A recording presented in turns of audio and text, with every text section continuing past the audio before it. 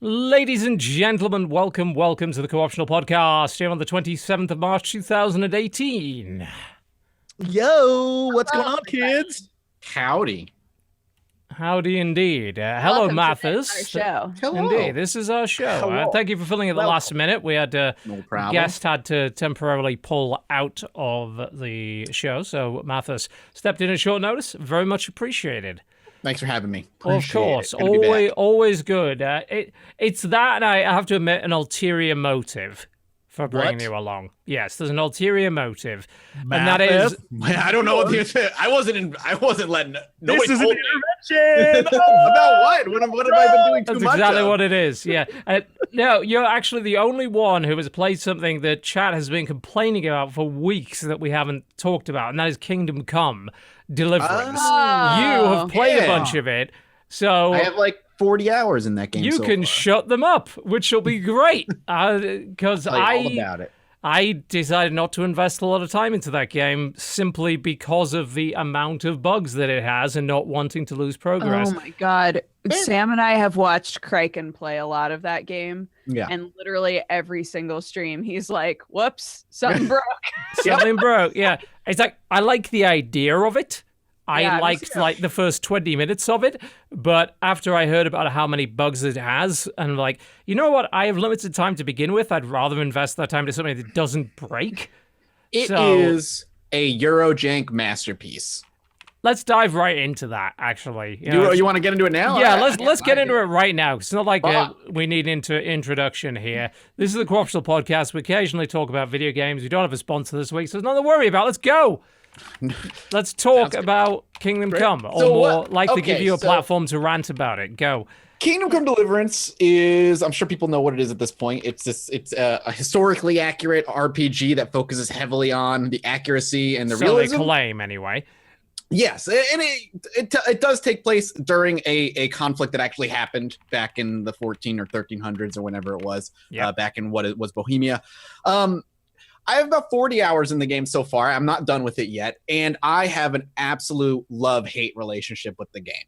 Because when the game works, when everything's clicking and all the simulation aspects are working in tandem with one another and it's smooth sailing, the game is really incredible. Like it immerses me into the world really well, and everything just feels alive in a way that even Bethesda games don't. And this is operating on a budget of like a sixth or a tenth of what Bethesda games usually do. I think overall, with the Kickstarter, the budget for the game was 35 or 36 million. Yes. To make the whole thing, which is not a Which- lot of money, which a lot of people Yeah, don't. in the grand scheme of things, for a game of that scale, that Yeah. is not that expensive. Yeah.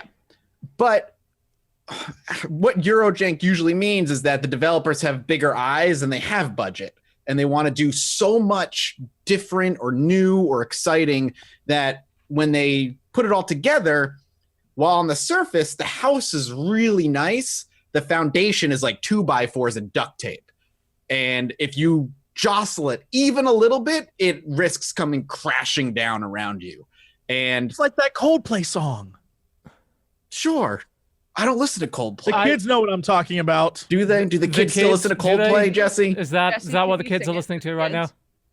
kids? Can I sing it for the kids? No, Oh, because I will I'm not. try to kids. fix you. I'm not John Coldplay, lead singer of Coldplay. Indeed. So I they don't- marched this week. Go. They The deserve famous a lead song. singer of Coldplay. Whoa, that's not how it works. That's not how it works. I can't It's believe like the government gets together, like, I know you want to ban guns, but what if Jesse sings you a song instead? Perfect. No, I don't want that put on me.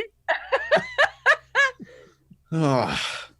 Anyway, so there's some of the aspects of the game that the people that aren't really bugs, just the way the game is designed, are immediately going to drive a lot of people off. So the first 6 or 7 hours of the game is all tutorial. Like it's all just tutorial. You're Yeah. playing a peasant who doesn't know how to do anything. So when you pick up a sword and you have no training, there's no like the reticule's there, but there's no like indicators of when to guard or how to swing or any combos because your character doesn't know any of that stuff. And he doesn't start learning that stuff for like the first 2, 3, or 4 hours. It's a And then when really you start- interesting idea, isn't it? To Yeah. take like what is basically a story element and literally implement it mechanically.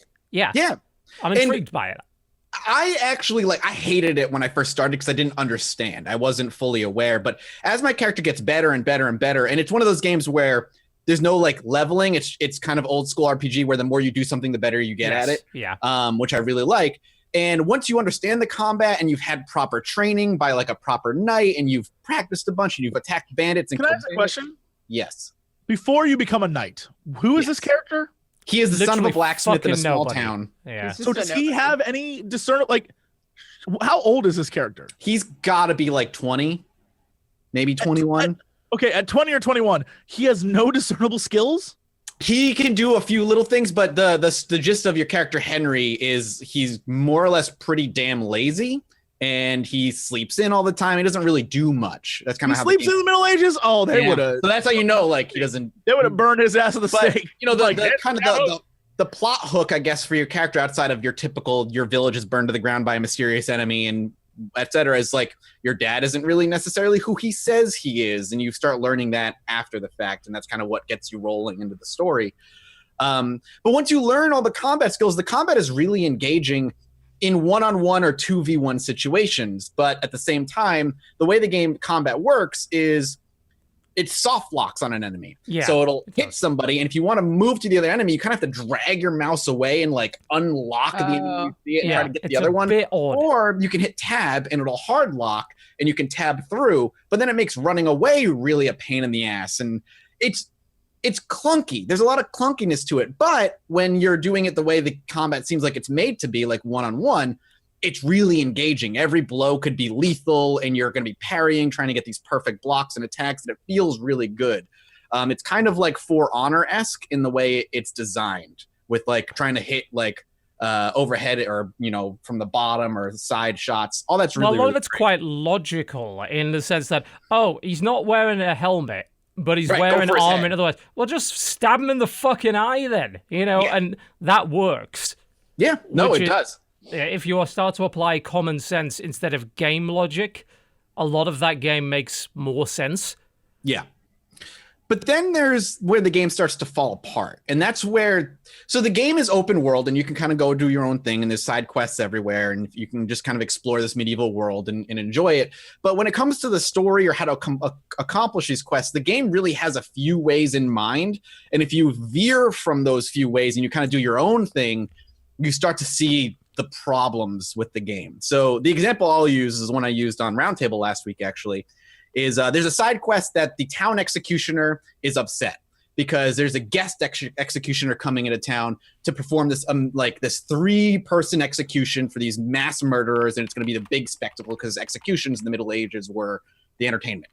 And so I've worked with this guy before, and I'm like, you know what, man, I'll take care of it. I'm going to sabotage all of his stuff so that when he tries to hang somebody, the rope snaps. When he tries to torture somebody, I'll poison his tool so the person being tortured dies really quickly and they don't get the joy of it.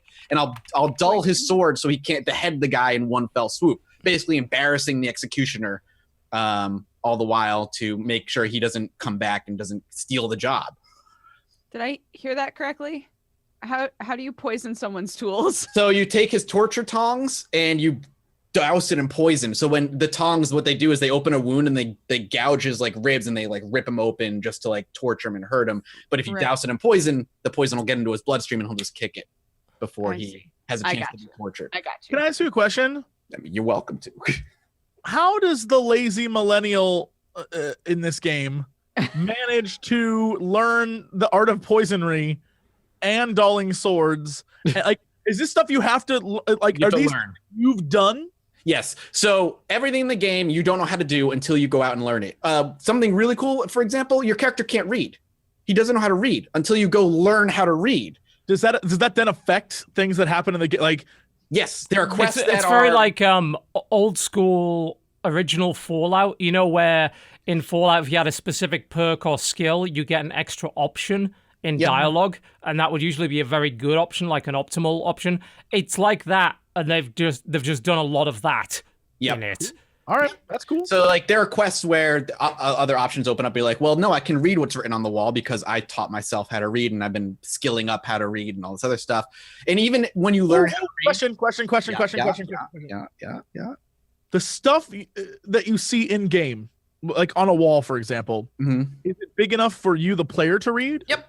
And if you don't know how to read, it's jumbled Is letters. it gobbledygook? Yes, awesome. All Yeah, right, that's never cool. mind. That's fucking dope. That's That's cool. When you learn how to read your character, you still have to skill it up. So you may know how to read, but when you open a book, the words are right, but some of them are just the letters are swapped around and stuff. So you have to kind of sit there and be like, I think he's trying to say castle. That's castle. Okay, that's castle.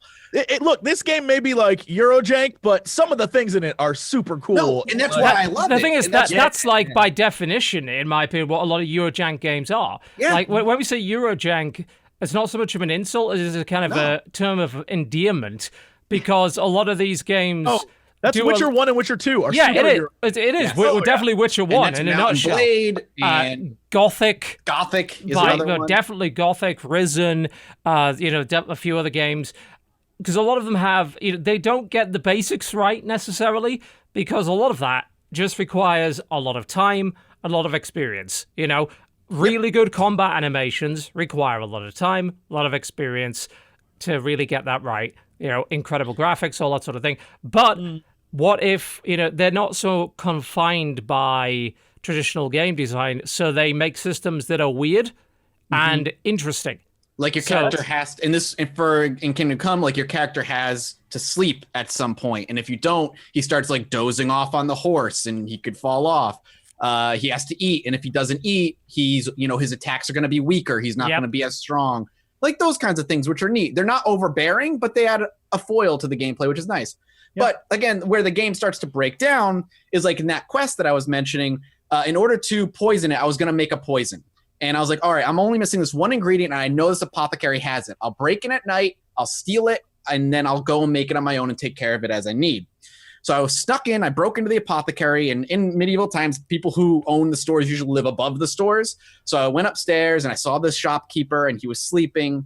And the stealth system in this game sucks. So I go and I knock him out in his sleep, right? Like he's dead asleep. I'm just like, I don't kill him, I just knock him out. But the 4 other people who are in the entire house all get up at the same time. And they're like, oh, we heard you knock him out. When he wasn't making any noise, he just went, good night. They all freak out. So in the game, what you can do, as long as you're crouching and behind somebody, you can knock them out. It doesn't matter if they know that you're there or not.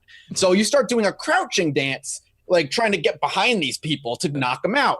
And I'm knocking one out, I knock another one out, but the woman runs out and gets the guards. Guards come running over, and I'm like, sorry, I committed a crime. Here's 300 gold, go away. I was like, okay, cool. I'll try and go in again now that everybody's back to sleep. I'll try and go in and steal it again. I walk in, everybody's awake. They freak out. Lady goes, gets guards. Guards come back. I'm like, I'm sorry. Here's 300 gold. Go away.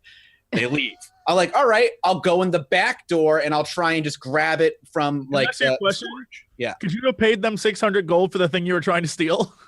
No, because what I should have done, I guess, is like maybe wait till morning and just buy it outright. But I was just like, I was in a rush. I wanted to take care of it at night. Because there's a time limit. That's another aspect of the game. Side quests, once you activate them, they're on a timer. And if you don't accomplish them, they either end or resolve themselves. So I'm like, I got to get this done. Which, again, to some degree makes sense. The world is not waiting for you. You're a fucking nobody. So I sneak in the back. I get caught again. They go get the guards. Guards come back. I pay them gold. And I'm like, fuck it. I'll wait till morning and I'll buy it. You should have been save scumming that one. It's like 900 gold back. So I wait till morning. I go in, and as I'm about to walk in the store, the door opens, and the shop guard hates me. He immediately pulls his sword before I even step in and starts chasing me down to murder me. So I'm like, okay, great. So I'm going to run away, and I'll go to the guards. The guards bug out. They all pull their swords, and they start chasing me with him to kill me. And I'm like surrendering to the guards. I'm like, stop. I didn't do anything. And they're like, we're not taking your surrender, scum. And I'm like, oh, fuck. Okay, fine. So I leave town, I run away, I find it, I make the poison some other town, I come back, I poison it, and it's all done. The next part of the quest is you're supposed to go watch the execution the next day. However, word of my deeds had gotten out, I guess. I go to the execution, the execution's about to start, the executioner sees me and recognizes me, pulls his sword, gets off the execution stage, and starts like saying like, stop, criminal scum, and starts like attacking me. I'm like, you have a show to do, dude. Why are you stopping? Then the town bailiff and like the town head of the guard both pull their swords, both people I've like in the main story I'm very close with start pulling their swords and chasing my ass down. So now I'm like fending off 3 guys. And I'm like, fuck it. I'll kill the executioner. Killed him, and it's like quest complete. Go talk to the executioner. You stopped the execution because I killed him, and I knocked out the other 2 because they can't die. They're story people, and I run away. I'm like, all right, fine. That the quest is done. I wasted all my time and a ton of money. Reminding me of fucking up in Oblivion so damn much. Yeah, it's great. So then I go back to the executioner. I'm like, hey man, he's dead. It's done. He's like, you killed him, man? How dare you? I'm not paying you, and I never want to see your face in my house ever again. And I get kicked out, and it says quest failed, and that entire like 2-hour thing was broken apart because the AI just couldn't handle the fact that I tried to steal a couple of times. Yeah. And it spread my notoriety to like weird people, and like they shouldn't have known what I was doing, but they did. And while I'm fighting, the bailiff is desperately trying to talk to me while I'm fighting the executioner. So twice it goes to a black loading screen like it's going to give me a conversation, and then kicks me out and goes right back to fighting. Back to combat, yeah. And it was so obvious that the game was like, how do I handle this? How do I handle this? You didn't do what I wanted you to do. How do we handle this? Yeah. Yeah. That story is hilarious. Side note. It's a mess, man. But also, yeah, it seems like something that I've seen with a lot of different people playing is combat will start while you're still in a loading screen. Has that been happening? That happens every once in a while, but it doesn't happen too much to me. So the screen will be black and it'll be like loading in, and you'll hear like, stop, criminal, while it's still loading. You're like, nope, it'll happen. Don't kill me while it's loading. Please don't kill me. Chat's like, you committed enough crimes to be chased out. Here's the thing. My reputation in that town was still above neutral. Like the town in general still liked me. It was just the apothecary, which you can check. You can check who likes you and who doesn't. It was just the apothecary who hated me. So the guards should not have been just trying to murder me because I didn't kill anybody. There was no murder happening in town. I just tried to thieve a couple times at night, and they were just really upset about it, which is fair. But, you know, the guards shouldn't have bugged out. And when I was tweeting about it, somebody who also was playing the game is like, yeah, man, the stealth bugged out on me too, and the town got stuck at -99 reputation for me. So anytime I want to go into town, I have to pay off the guards to even make any progress. And like that's common. That is why you have a lot of saves, and you get the mod to let you save scum and all that kind of thing. You absolutely, I 100% get the mod to let you save whenever you want, because the way the game works now is there's only 2 ways. There's 3 ways to save. Go to bed and sleep in one of your beds. That'll save it. Drink something called Savior Schnapps, which is an alcohol, and it's kind of expensive. That'll let you quick save. And now they have save on quit, which was from the latest patch, which is nice. But the game bugs out so often that getting the save anywhere mod is kind of essential. Yes, it's that currently, like, it is a game that is in a state where it probably needs a good few months of bug fixes, hard bug fixes, to be something that you could sit down and commit to for a long period of time without a shit ton of patience. For all of this bullshit. It's funny too, because during the time I was being chased by the shop guard and the guards, I actually got to a point where the guards themselves just stopped and sheathed their swords and walked away for no reason. But the shop guard kept chasing me. So I'm like, all right, motherfucker, follow me. And he's just chased me into a barn, and then I just fought him one-on-one and murdered him. And I was like, all right, no more shop guard. I don't have to worry about him anymore. And the town that makes a certain degree of sense. Care. I can actually go into the town now and nobody cares anymore. Well, I mean, that's fair. I mean, you were trying to steal from the shop. The shop guards are one of the best. Like, in a weird way, everything that you've said actually makes sense if you disregard game logic entirely and think about the way that things would actually work out. To most of an extent, I think that's actually fairly realistic. But obviously, it's massively inconvenient and, you know, not working kind of the way it's supposed to. But yeah, it's a game I'm very interested in because it has all of that weird shit. Like, to some extent, it's an immersive sim, right? Yes, that's what it's trying to be. You could do weird shit like you can in Prey that's sort of pseudo-breaking the game, but, you know, the game has certain allowances to allow for that. Lets you do things in different ways. Even like Divinity 2, you know, and even the original Divinity let you beat quests when you'd accidentally killed the quest giver. You could do it in a different way, you know? So it seems like once that game has the bug fixes it needs, it's going to be pretty fucking great. But at the moment, it's like, how patient are you? Yeah, I mean, how willing are you to deal with these bugs? But I will say, like I said, I have a love-hate. Like, I adore the game, and I have such a good time playing it, and I hope it does well enough where, like, they get a chance at making a sequel or something with a bigger budget. They did well. I mean, it sold 1 million. Yeah, I think it sold 1 million copies, which is good. That's fantastic for a game with very little marketing behind it. Yeah. When it was coming out, I think we were talking in the chat. I was like, oh, it's coming out in a week, and everybody's like, oh God, really? Really? It came out? Yeah, it's because we'd heard like some stories from the people who were playing the backers beta. I'm like, whoa, that doesn't sound like it's ready. But it was more ready than it looked. But still, the bugs are a problem. You know. Yep. People are willing to forgive it because it's providing an experience that most of the games are not giving them right now.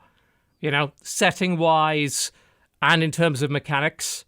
And in terms of who you are, there's not a lot of games that do that. You know, a lot of them are like, you know, you are the hero of ages, and this you're some dick, some lazy asshole, like, you know, who starts off being yelled at by his dad. He's like, you're fucking useless. Go get me some beer. That's how you start. Like you just do your dad's like, go go get me this shit. Yeah.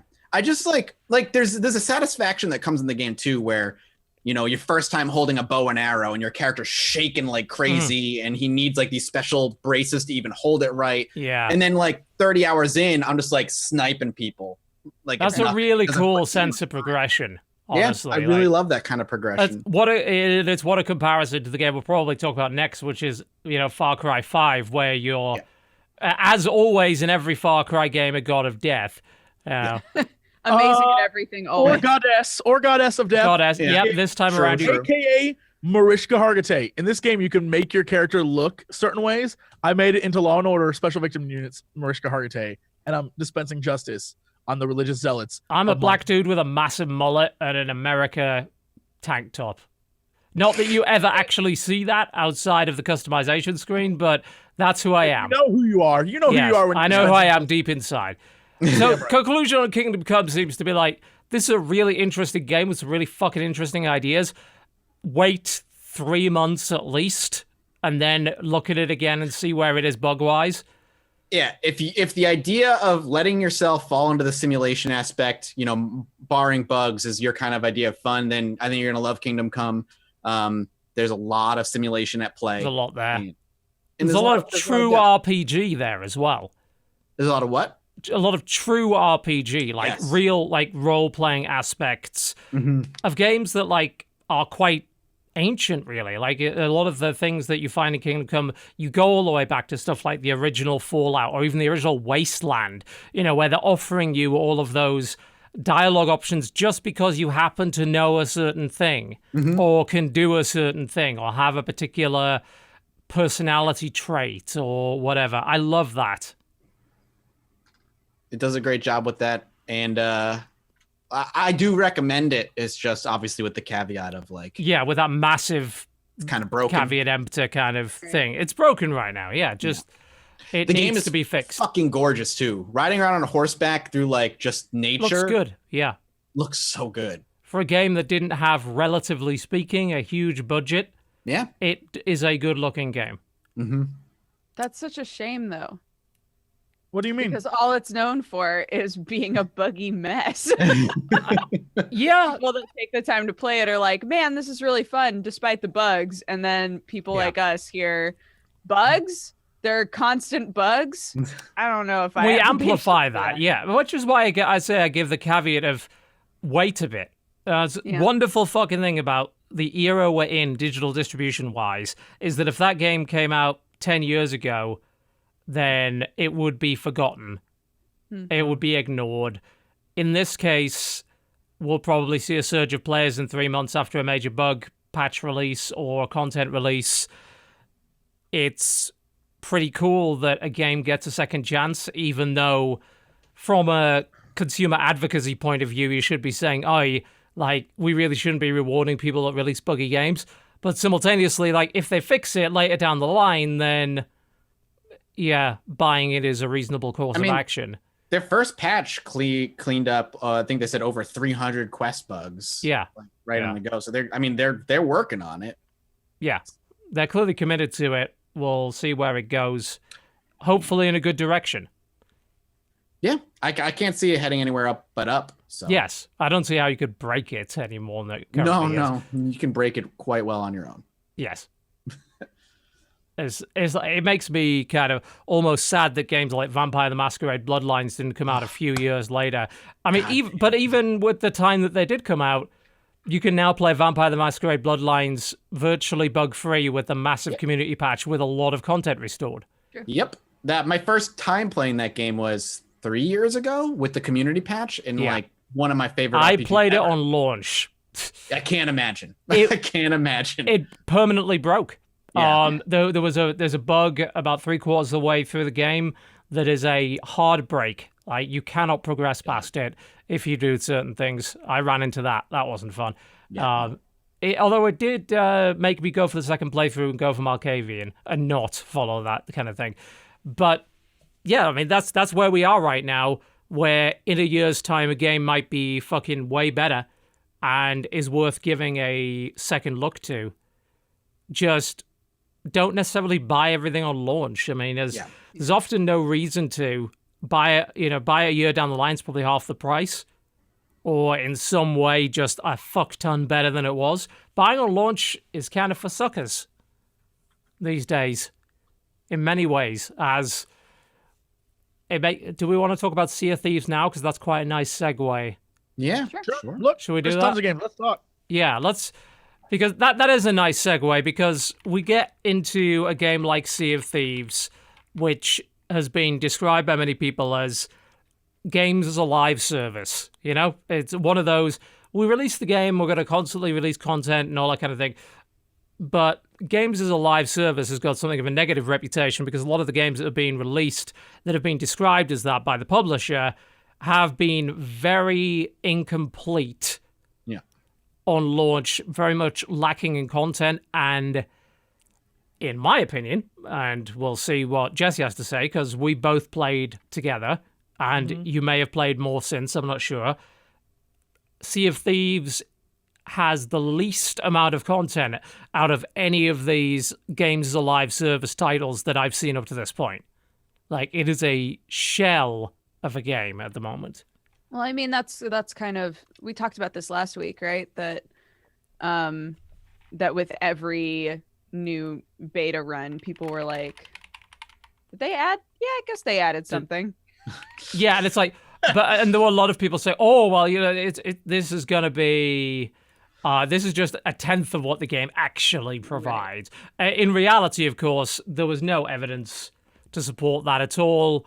The publisher and the developer didn't say that, and you can see the beautiful face of Force on the screen right now, who is very invested in Sea of Thieves. I imagine that won't be the case in a couple of weeks when he runs out of things to talk about, but hey, look at that wonderful plant in the background that he's got there. These like weird white Christmas lights. Yes, it's a strange It's thing. an Overwatch thing. It's just the thing he's been doing lately. But if you want to know a lot about Sea of Thieves, like, Force is the place to go at the moment. He's talking a lot about that. But the game, there was no evidence that there would be more stuff outside of the beta, and lo and behold, there was not more stuff.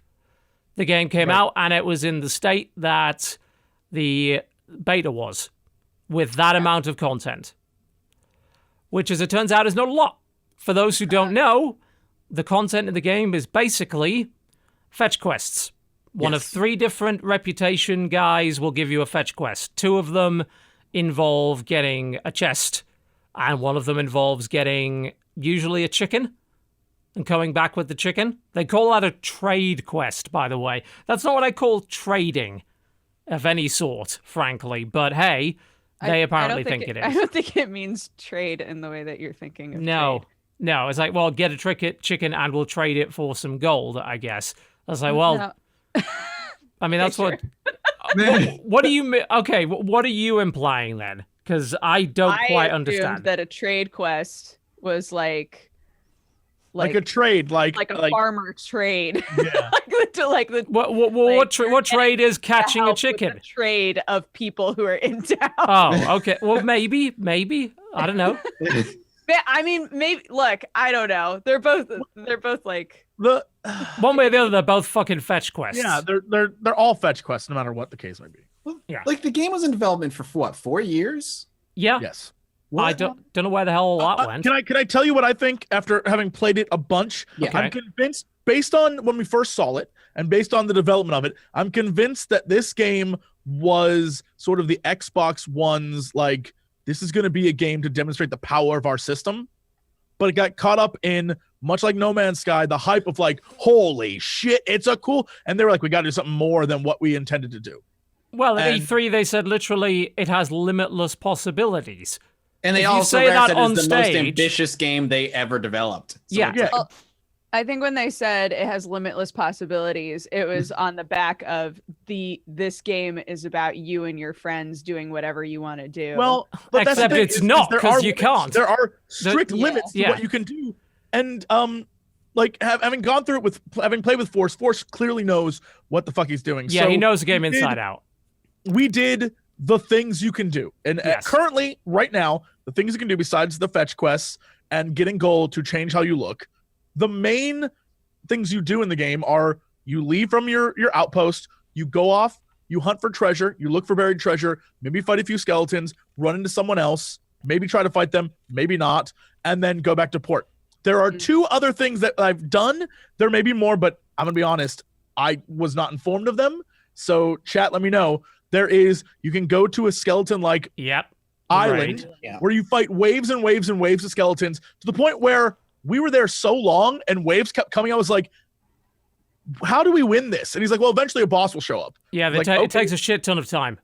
Oh, it took forever. And it just kept takes happening. a long time. Yeah. It just kept happening and happening. I was like, Jesus Christ. But finally, we won a bunch of treasure. And then the best part is, because you can only carry one thing of treasure at a time, and there's only 4 people out on the ship, we won so much treasure. We spent an equal amount of time carrying the treasure from the place we won back to the ship. So we were there for like an hour and a half doing this one thing. And no other players showed up to like contest you. Oh, or- we heard little kids like, oh, let's get this fucking shit though. But we never saw them. So either they were phased out, but on the same island, and we could hear them. But we were freaked out because we never saw them. We thought that That's maybe they were on a hilarious. boat. It's a ghost. That's great. They We had may no have been clue. sunk by the defenses of the raid, like because Who this knew? skeleton has it's a big fort and shit, and they have cannons and they could sink you if you're not careful, and all that sort of So- shit. So it might have been Yeah, that. so, and because Force knows everything, he knew exactly where to park the boat. Yes. He knew exactly where to park the boat where nothing could hit you. And he's Yep. like, yeah, we're good. Yeah. And so we just fought all the guys. He and then the other, he's got a video of him soloing the fucking raid, for God's sake. You yeah. know? Yeah. And then the next part is the Kraken, which shows Yes. up every once in a while. You have just And- described the 2 things. Yeah, and the Kraken is straight up like whack-a-mole, where you have to just knock off the things that are trying to like hurt you.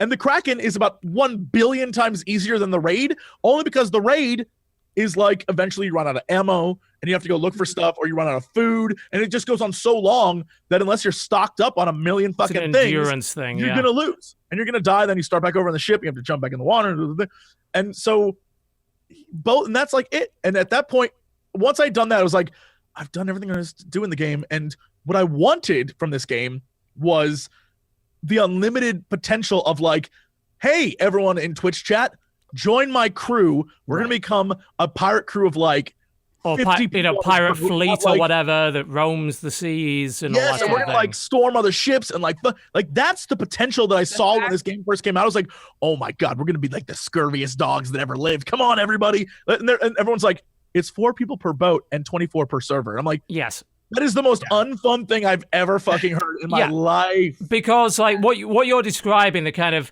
fleet on fleet sort of thing, is something you could probably play repetitively for a long time. A long time. Because that the sounds awesome. There's enough there, although I'd like to see a lot more, to make fleet on fleet combat and ship to ship combat interesting. The problem is right now, if you do encounter an enemy ship, when we played for about 3 hours, Jesse, together. We saw one other player.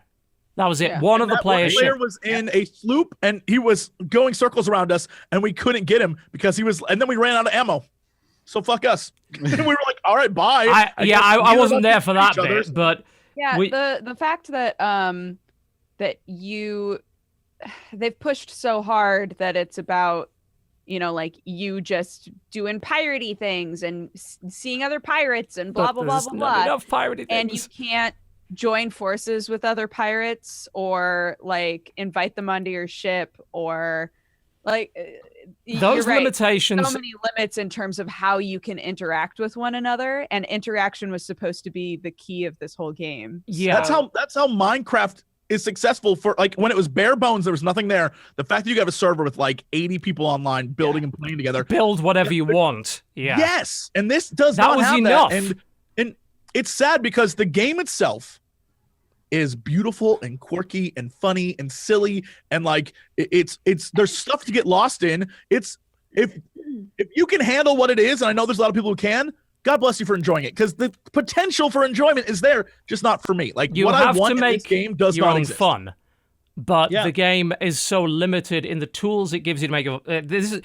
I don't agree with this argument. I've said it time and again. We've talked about this idea. You know, watching paint dry with friends is more fun than watching paint dry alone. Yeah. Okay, that's cool, but if you're talking about making your own fun, you need tools for that. You're talking about a sandbox. You need things within that sandbox to allow you to be creative, to express yourself. If you want emergent gameplay, yeah, there's no goal. There's no reason or goal for you and your friends. Like if you can't upgrade your pirate ship. The progression that they give you, the like leveling up doesn't. There is no leveling up. Basically, it's just the reputation vendors, and all that means the reputation stuff is what I'm talking. Yeah, but they don't give you. The only thing that gives you is what more difficult voyages. I believe, like if you level up, they're like a little more exciting. You get money, and what does the money get you? Cosmetics, cosmetic clothes. That's it. A great example. So we got a bunch of money. I went back to the vendors, and I was like, well, considering TB and I just sat around on the boat all day playing songs on our like accordions and shit. Yeah, I'm gonna go buy a new accordion, a solid gold accordion.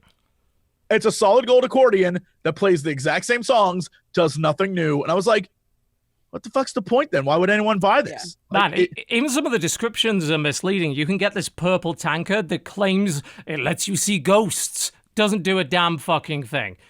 Basically, it's a complete waste of time.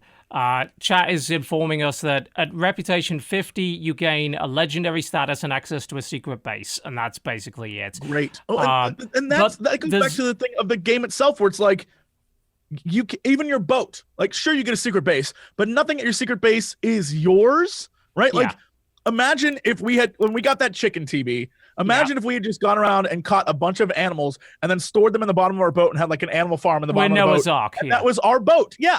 But no, the minute we log off, that boat disappears. And I mean, there's no. The only loss for you losing your boat, other than time, is if there was stuff on it. Like if you have no loot, this comes back to the pointlessness of PvP, despite the fact that PvP is probably one of the most interesting parts of the game. If you have no loot, then going after somebody that does is always going to be a net positive. Because what's the worst that could happen? They sink you, your ship doesn't cost anything. So it's irrelevant. And if you have loot, you should be running away. There's no risk reward. No, there is no risk reward. No, you should be running away, because why fight them? There's no benefit to killing anybody unless they also have loot, in which case the thing which is likely going to happen is you're both going to sail in separate directions. Neither of you wants to risk your loot that you just spend a bunch of time on. There's no reward for risking it. There's no reason to risk it. So leave. So the piracy aspect is pointless. If you ever run into anybody, what's crazy? That's if you ever run into anybody. Yeah, we went 2 hours without running into a single person. The map looks huge. Again, I haven't played it. I've just watched a lot of people play it because that's good enough for me. But the map looks big, and the fact that outside of you and your crew, there can be a max of 5 other ships, and that's it. Well, there can be more because they could all be on sloops. Because we're not talking about because it's just 24 people. But there never was. There never was. No. Yeah, it's crazy. Like the PvP is probably I was talking to Northern Line. He's like, the PvP was the best part, and we ran into one crew once in the 3 hours we played, and I was like, never see people playing that game. Yeah, which means that you need to fill that gap with something and one of the most obvious things that is completely missing from this game is NPC ships. Absolutely. Fucking NPC ships. Either NPC pirates, maybe the skeletons, like there's a fucking skeleton pirate ship or something that can come after you. Or you're attacking traders, and then you end up pissing off a faction and get negative rep, and then they come after you. That's the shit that happens in every pirate game. You know, go play Sid Meier's Pirates. Go play Sea Dogs. You know, those are good pirate games. Even like stuff like Abandoned Ship, which is currently in early access. Yeah, like where are like the colonial ships? Where's everything else? Like the Royal Navy hunting your ass down, because there's it literally is a pirate game, but like it's like the children's network version of being a pirate. Like, come on, lads, let's go plunder porridge. But even then, you know, you look at like fucking Pirates of the Caribbean, you've still got the colonial aspect is a big deal. You know, even go back to Assassin's Creed 4, Black Flag has way more pirate shit in it, despite not even deliberately being a pirate game. It's like, it's an Assassin's Creed game and the pirate aspect is supposedly secondary.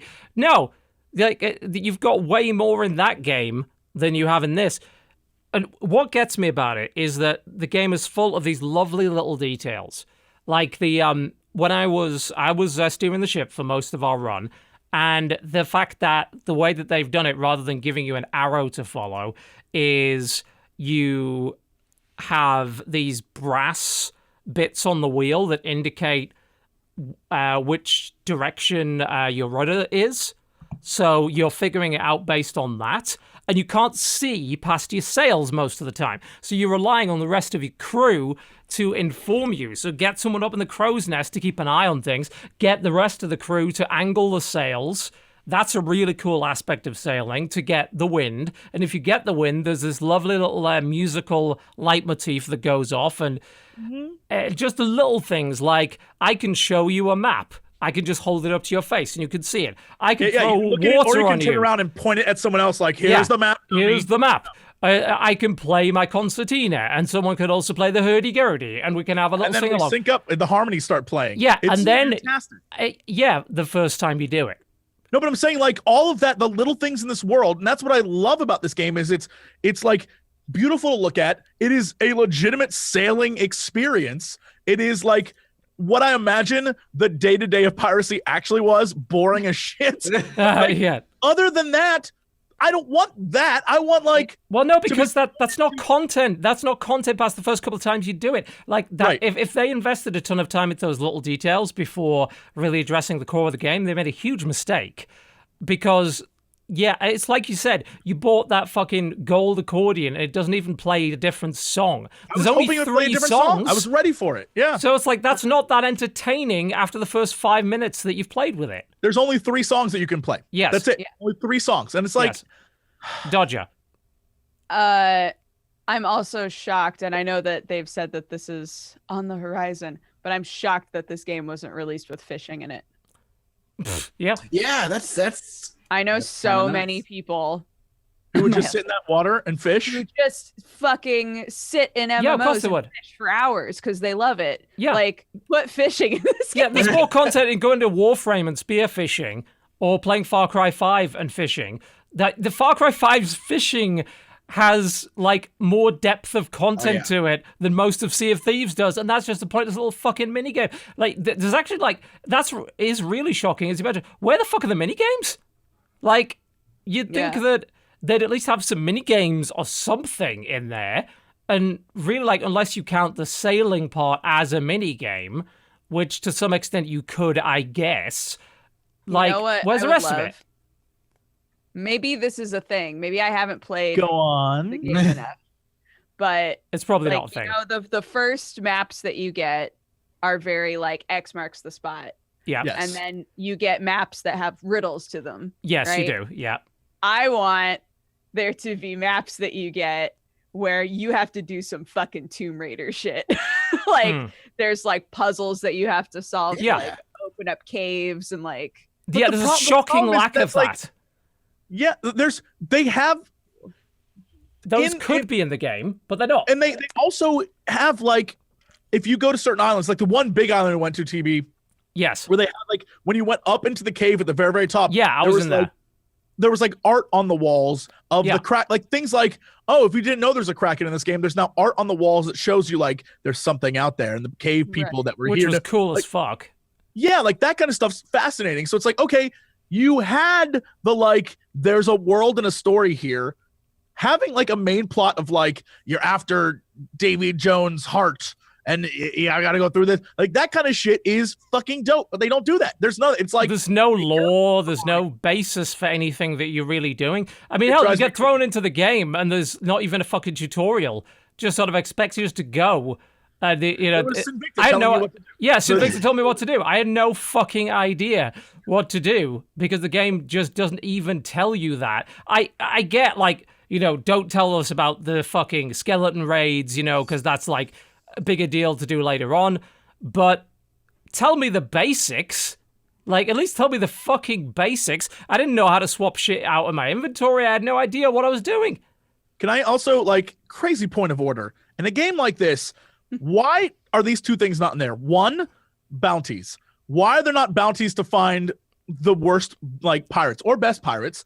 I think we talked about that last week. Yeah. Two, why can't you bury your treasure? Why can't you collect a bunch of gold and then find an island and bury it and create a map? And if someone else can figure out the treasure, they can take your treasure. But like, Right, why is so- that not a mechanic? Like, why is my Being buried able to treasure? dynamically do that, yeah, and like maybe set up traps on the island and all that kind of shit. That's such oh my a cool god, you idea. make your own death trap island. Like, come Yeah. get me here. Why is that not a Well, thing? in that, this game? that's Amazing. almost. I mean, that's almost infinite replayability right there, Hell and you yes. solve a shit ton of problems. Like The if game you is had just something missing like the that. game part. Yeah, it literally is. I mean, that's, you know, we laugh, but that's true. I mean, when I'm talking about all these little details and how wonderful they are, I'm like, you spent all your time on that and forgot the base game. If you'd had that and the base game, we'd have been hailing this as like a game of the year fucking contender.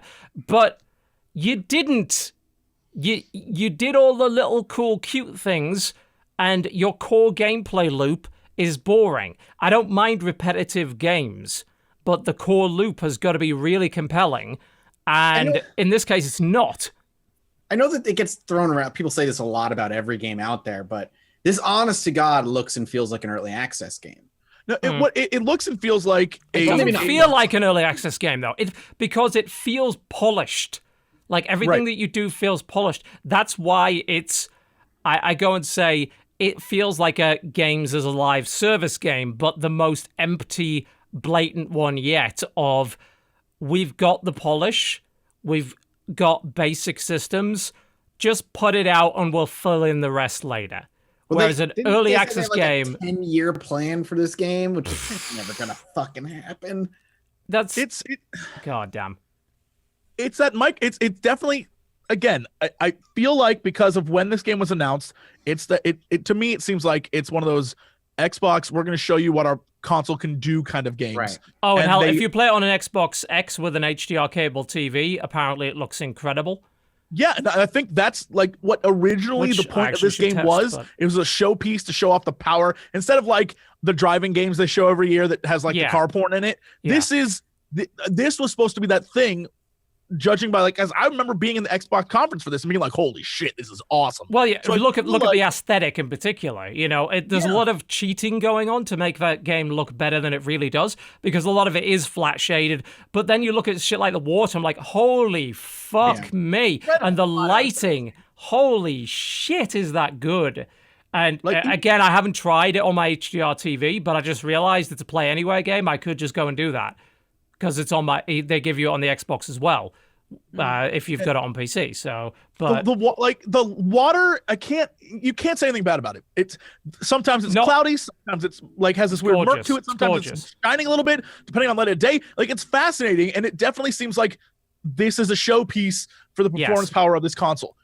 But with that said, like all showpiece games, they always are like bare bones when it comes to Shallow, a story yeah. or content, and you're just like, okay, I get what this is trying to do, and this probably should have been released 3 years ago, but okay, someone at Microsoft probably was like, we can make something big out of this. Big guy tells you, and threw money at them, and they're like, yeah, okay, no, we definitely will, and this is what we got.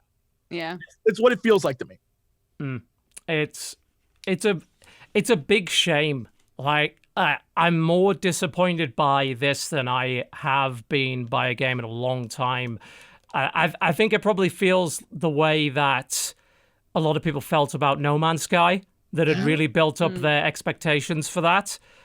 Because in this case, except, No Man's Sky was buggy as fuck and didn't look good and ran like shit.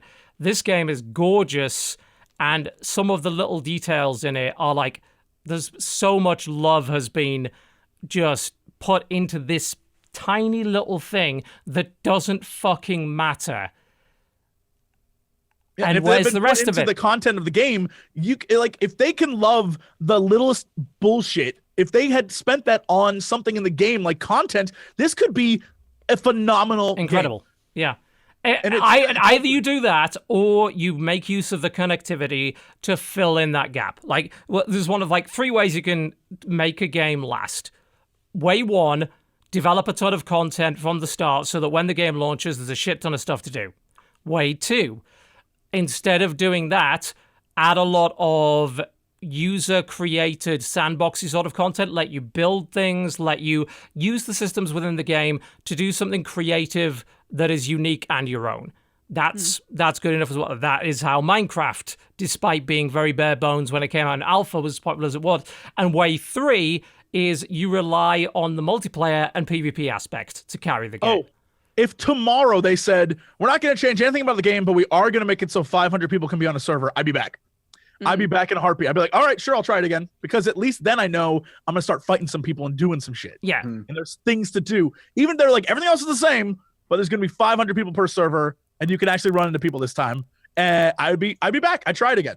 But I think at the moment, I'm like, well, I did everything, and I played for maybe 6 hours. So, like, all right, cool game. This game has none of those 3 things. Like, those are the 3 ways you can get around boring people to death and having them quit within a couple of days and saying, hey, what the fuck? Like, what's going on with this game? Why don't you have anything for us to do? They've done none of those. And you could look at some stuff that's been highly successful over the last year. PUBG and Fortnite. Both launched, bare bones as fuck. PUBG in particular, buggy as all hell. Did it matter? No. Why? PvP. Simple as fucking that. It didn't matter because you can add more weapons and more maps and fix those bugs and shit later because the core PvP aspect of the game and that loop is fun and compelling. Everything else can be jank as shit and it won't matter. And they did really well off the back of that. Now, of course, both PUBG and Fortnite have a shit ton more content and looks like they're both going in really good directions. This game doesn't have that, but it could. That's the sad thing about it. It could. The systems are already there for the PvP to happen. It happens so fucking rarely. And when it does, it's pointless. If you add some reason, like a bounty, like you're saying, become the most notorious pirate.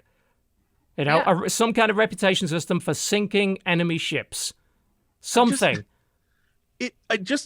The fact that it just washed over me now, like, why can't you bury treasure is like an insane thing to me. Because that's like, it's a pirate 101. That's when you think of a pirate. You're like, yeah, you plunder and then you bury your treasure. You don't spend that shit because why would you do that? You're a pirate.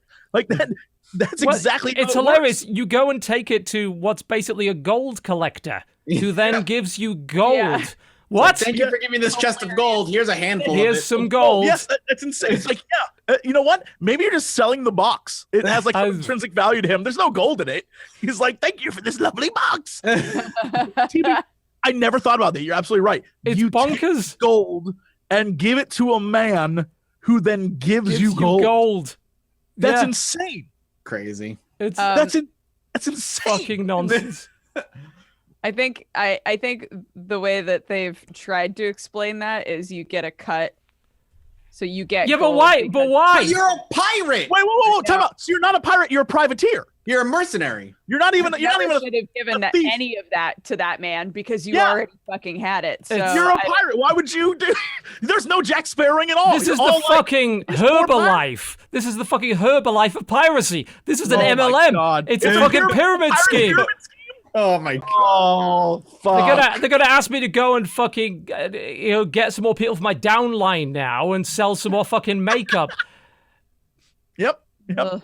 It's the bit connect of piracy. It's your pink bit Avon pirate ship. connect.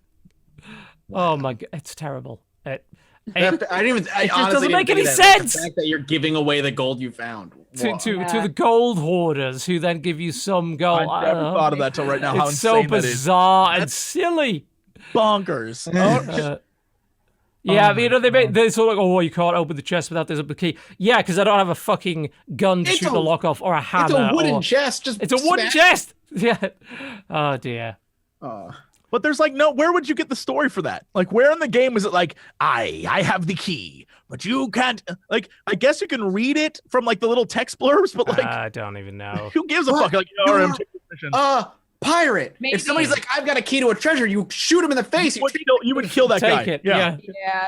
Yeah, because I was about to be like, well, I guess you didn't have the map in the first place. You just like somebody hired We you. gave You you would kill that man and take his maps. You Yes. would- You yeah. would- it's I don't. It's very. See, It's then very that's we strange. introduce like you said, make factions. You can be a pirate or you can be like a good guy. A kind of privateer thing. or whatever. Well, Like I a mean, black it is hat, called white Sea hat of kind of Thieves, situation. so Yeah. I'd be cool with that. maybe not so into that, but there's so much that's sort of missing, and with progression, as you're saying, cosmetic progression isn't enough, and honestly, with a pirate game in particular, like there's tons of potential for outfitting your ship or yourself in different ways that could just all be side grades. Like, it doesn't even have to be a case of, well, we want to make sure that people don't run into ships that have more cannons than the other guy or special cannons that do more damage. There's ways and means around that. You could, even Abandoned Ship, the game I was talking about a few weeks back, a lot of the stuff that you do to customize your ship, and that is side grades. Right. It's not, Right. it's not logically better. Like, when I get fire cannons, they're not better than the regular cannons. They actually do less damage than the regular cannons, but they set fires more often.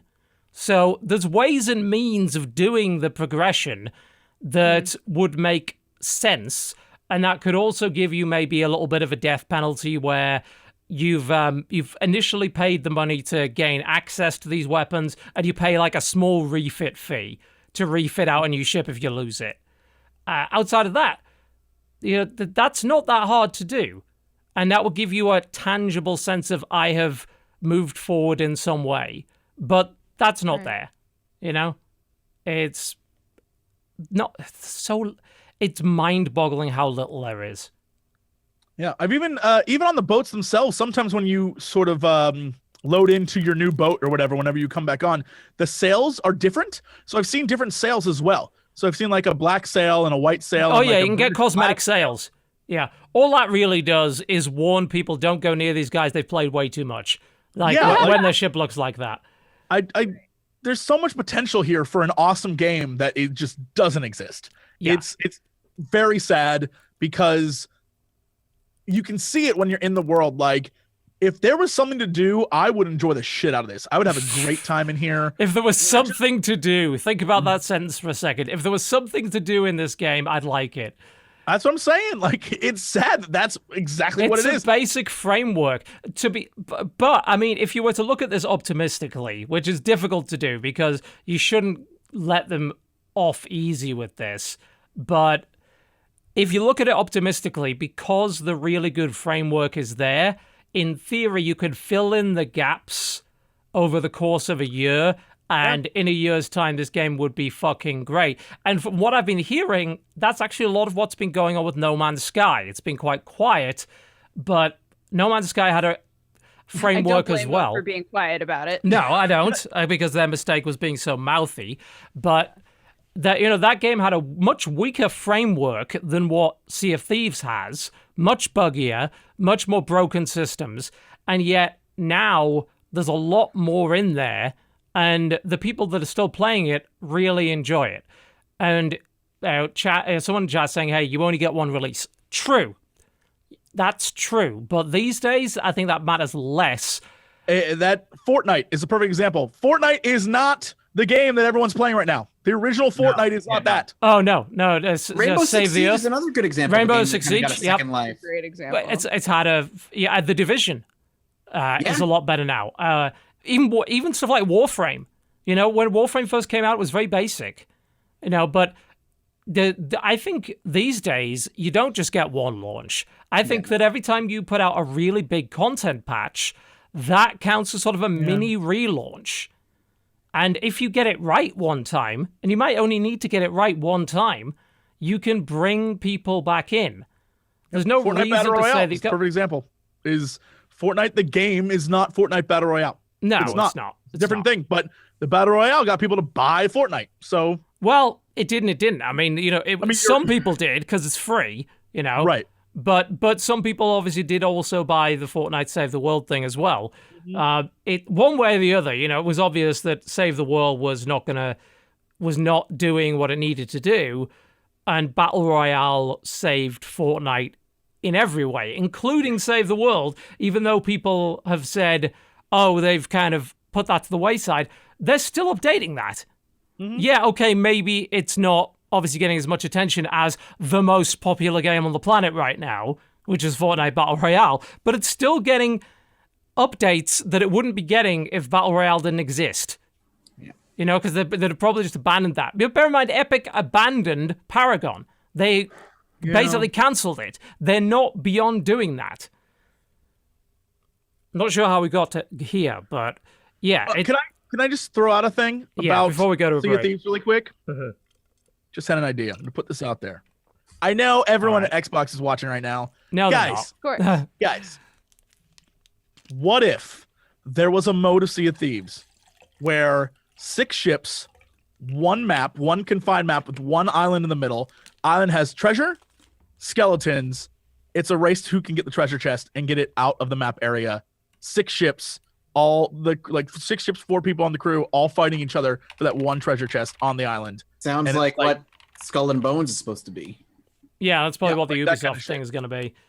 That would be dope. Just putting it out there. Yeah. Letting you know it wouldn't be that hard to actually create that thing. That'd be fucking cool. So you get your fighting, you get your treasure hunting, you fight the skeletons on the island, and you'd have the hand to hand, but you also have the boat stuff. And if you park somewhere, you got to have someone on that boat still because people could attack you. There's many different layers to that. And it's just, I mean, you go straight up Pirate Royale with it if you want to. you actually make people, there's nothing in the game. Literally anything. What I would love to be what I would give to be the fly on the wall during the 4 years of development of this game. I want to know what happened. Did they just spend 4 years on water tech and visuals? What did they spend 4 years making? Because there wasn't a game. I don't know. The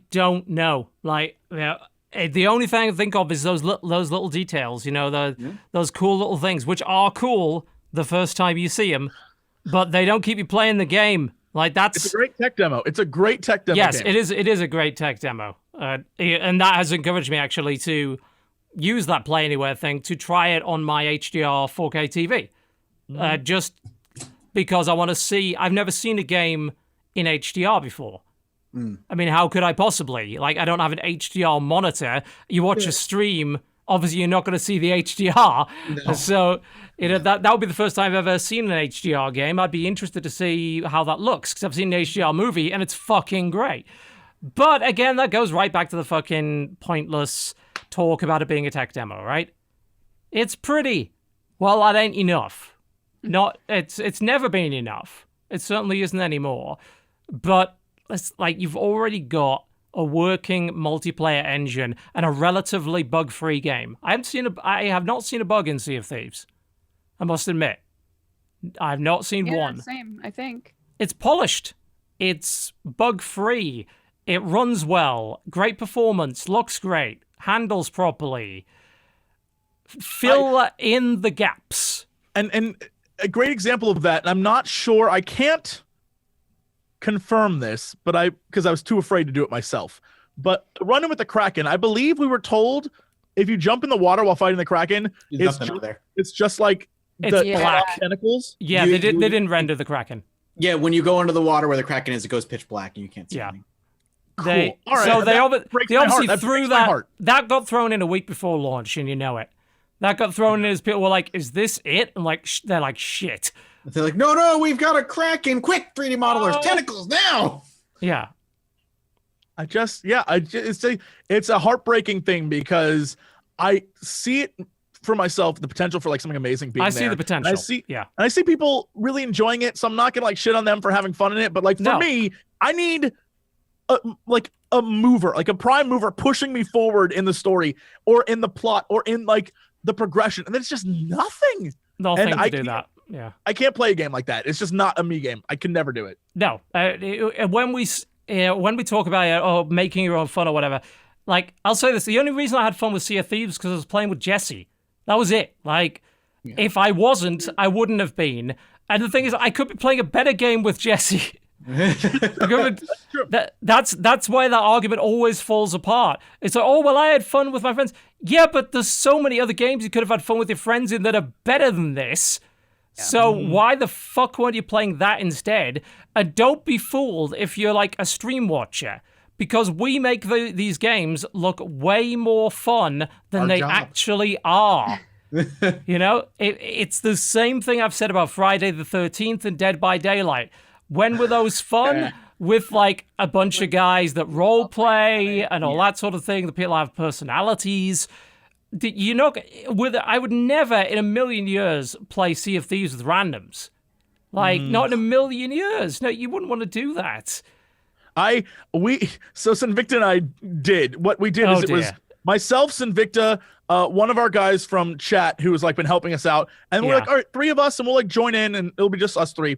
It put us on a random ship because he made a 4-person ship with only 1 person, so we became his crew. And this dude was like, I think the VOD still exists.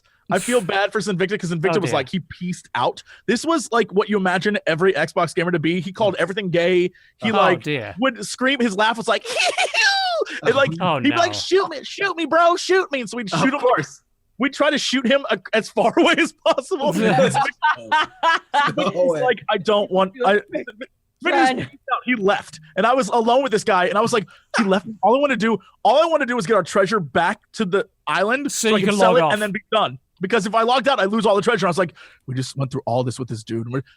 I didn't care. I was like, this guy's funny, but like that internet annoying. We're just like, oh boy. I imagine that's everyone you played. The one time we heard someone else was on that island, it was like little kids were like, let's get this fucking buried treasure, dude.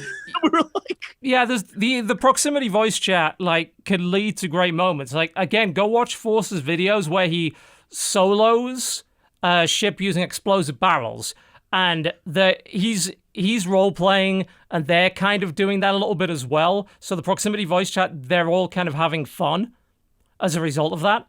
Yeah. I'm like, damn, but how often does it work out that way?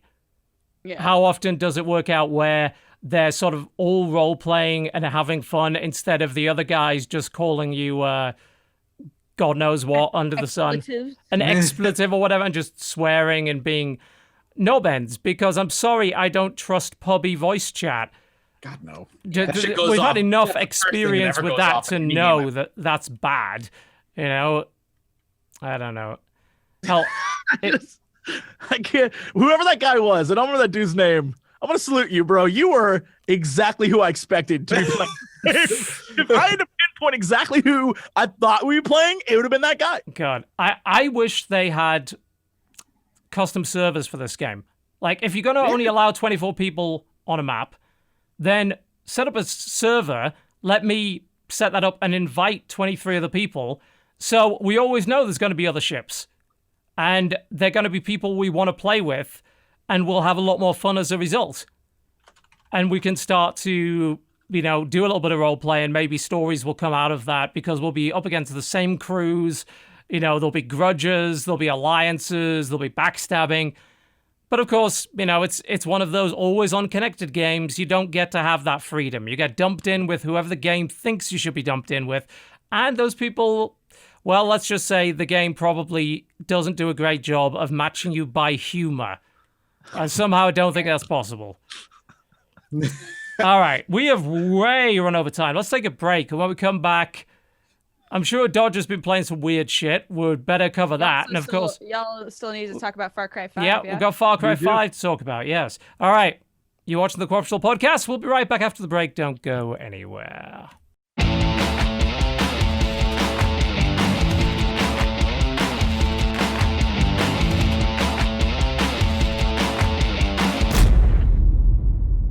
Buy my goddamn shirts.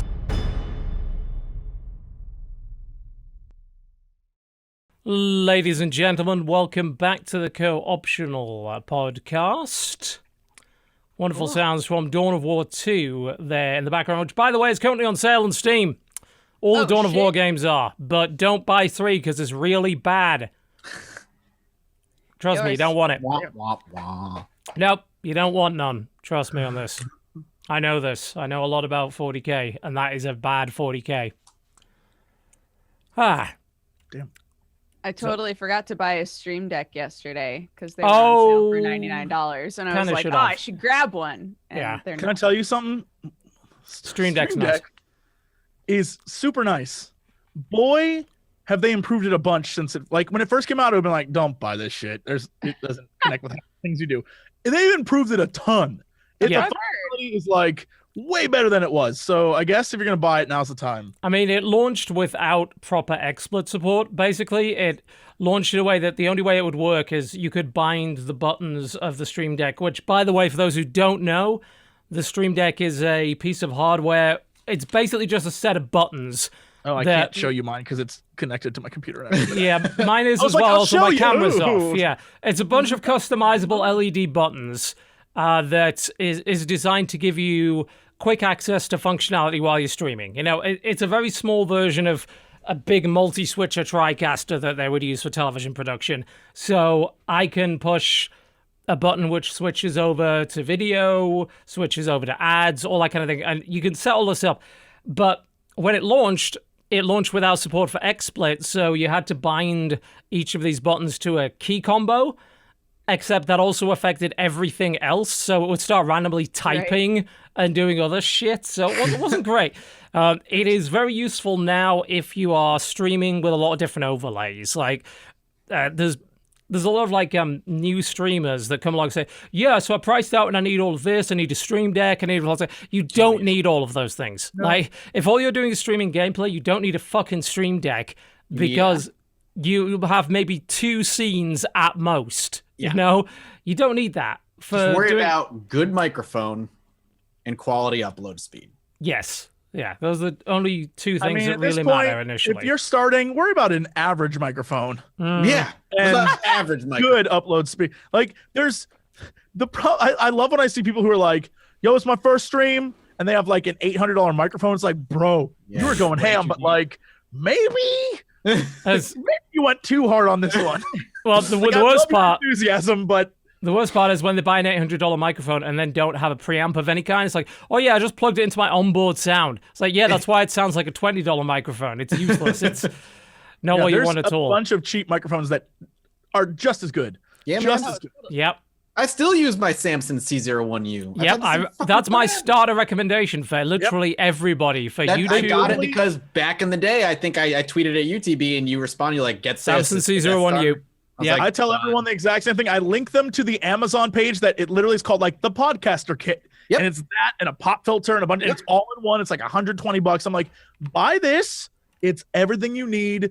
When you're successful, then you can start like amping it up. Because trust me, at that point you're gonna be like, okay, I can afford this now to like try something new. Because everyone who jumps into like I got this really expensive microphone game, the first thing they do is spend 3 days like, why doesn't anything work? Why doesn't it sound good? You know, it's like, well, it doesn't sound good because you don't have a good preamp or you don't have a good audio interface. It's like the audio interface has got to match the mic.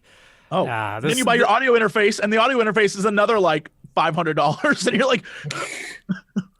Depends which one you get. You know, it's like, well, I got a $50 audio interface for an $800 microphone. It's like, yeah, okay, that's not going to have the no, that's not going to have the oomph you need. No.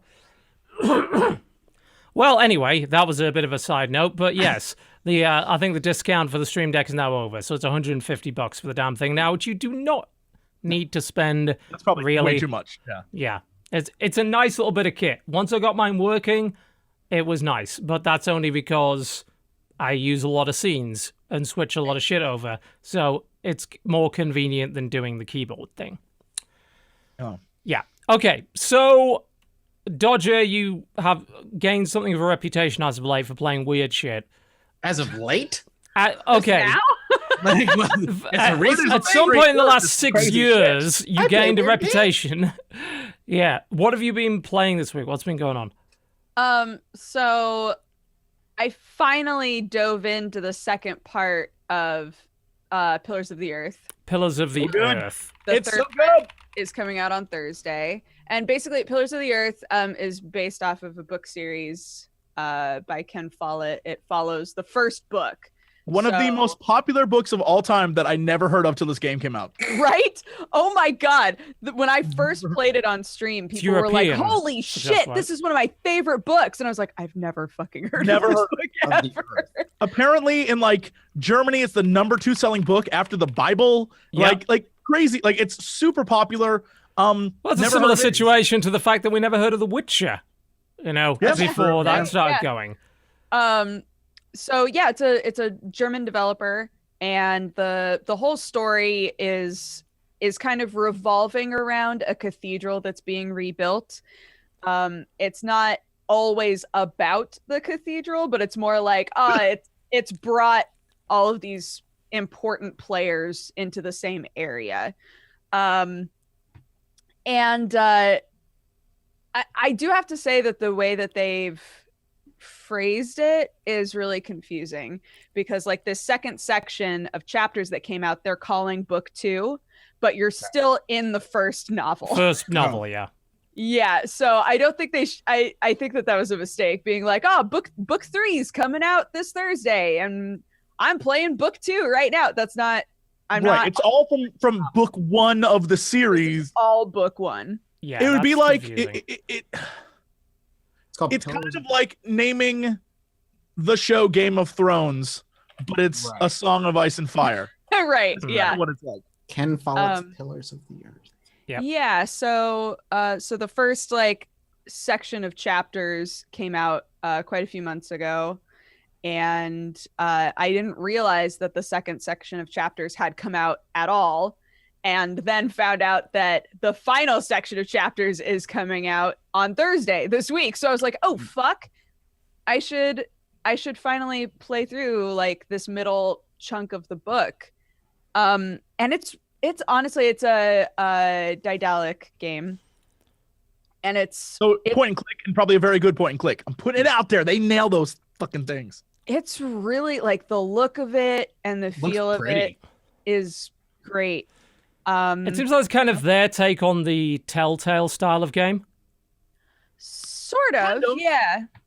Yeah, kind of. Yeah, you like each chapter typically each chapter you wind up playing as a different major character. Sometimes you play as the same character for a couple chapters in a row.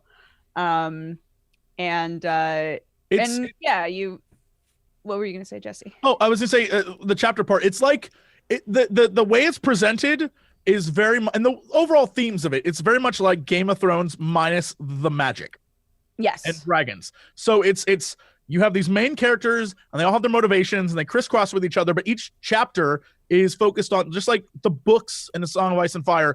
Each chapter is one character focused, and sometimes they cross. 1100s, I think. Yeah. It's basically apparently Medieval England. yeah, it's based off like a real time period where real shit happened, and all of it like this is sort of what happened in this. But the main characters are all like I don't want to say tropes, but they're all like, one guy's the builder, and so that's why he's there, and one woman is like a merchant, and that's why she's there, and so you have all these different people involved with this story, and everyone's sort of like, I'm out for myself, but I'm also trying to make it in like the shittiest part of like the Middle Ages. Yeah. Yeah. Everything sucks, and if you want to There's get like a lot real of good, political drama that's going on that that a lot of the characters don't really want to be a part of, but they have to be in order to get this cathedral built, and like it winds up yeah, you just wind up being involved in so much shit that feels very frustrating, but you're like, I get it. I'm just frustrated. And in much, I think much like Kingdom Come, because of the setting, the choices and outcomes that you make are things that like are kind of fucked up and dark because of the time period and the rules and the way things were then and how you know the society was, that you just like the choices and things that you have to make are like not cool sometimes. Yeah. Oh, totally. You're stuck with.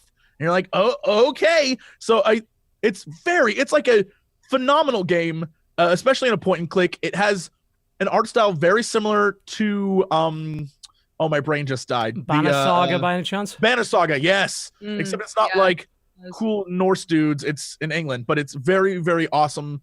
Yeah. I think Dodger, you actually are further than me now.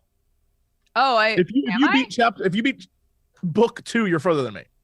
Oh shit. Okay. Yeah. I really damn it. I thought because you came in, so Jesse heard me screaming at this game yesterday. And he came in to find out like where I was, right? And I was telling you where I was, and you had hit that part already, and then you were like, we need to talk later. And I thought you meant you need to finish this game. No, I meant talk about boning down a cathedral. No, I meant to talk to Jesse now. No, I I meant we should talk about the boning down the cathedral part and how fucking hilarious that was. But that's what I meant. Tyler, how dare you? They boned down someone. A character bones down the cathedral. Who I don't know who it could be. One of them.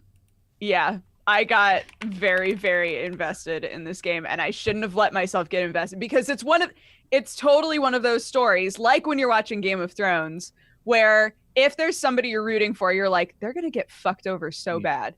Yep. Like this person can't stay happy. There's no way it's not gonna happen, right? And I kept telling myself that. But then the longer I played, I was like, maybe. And then I was so upset. Getting your hopes up. So, yeah, I think that these games are fantastic. They're so good. I get love too invested, but that's because they're good, you know. Yeah, no, it's literally just solid storytelling, and it's I think because they were like, fuck it, we're not going to deviate too much from the books. And the only deviation is the deviation you make, where like you as a player are like, you know what? Because when they give you options, one of the options literally is like, this is what the book did. But then there might be 2 other options that are crazy fucking out there options.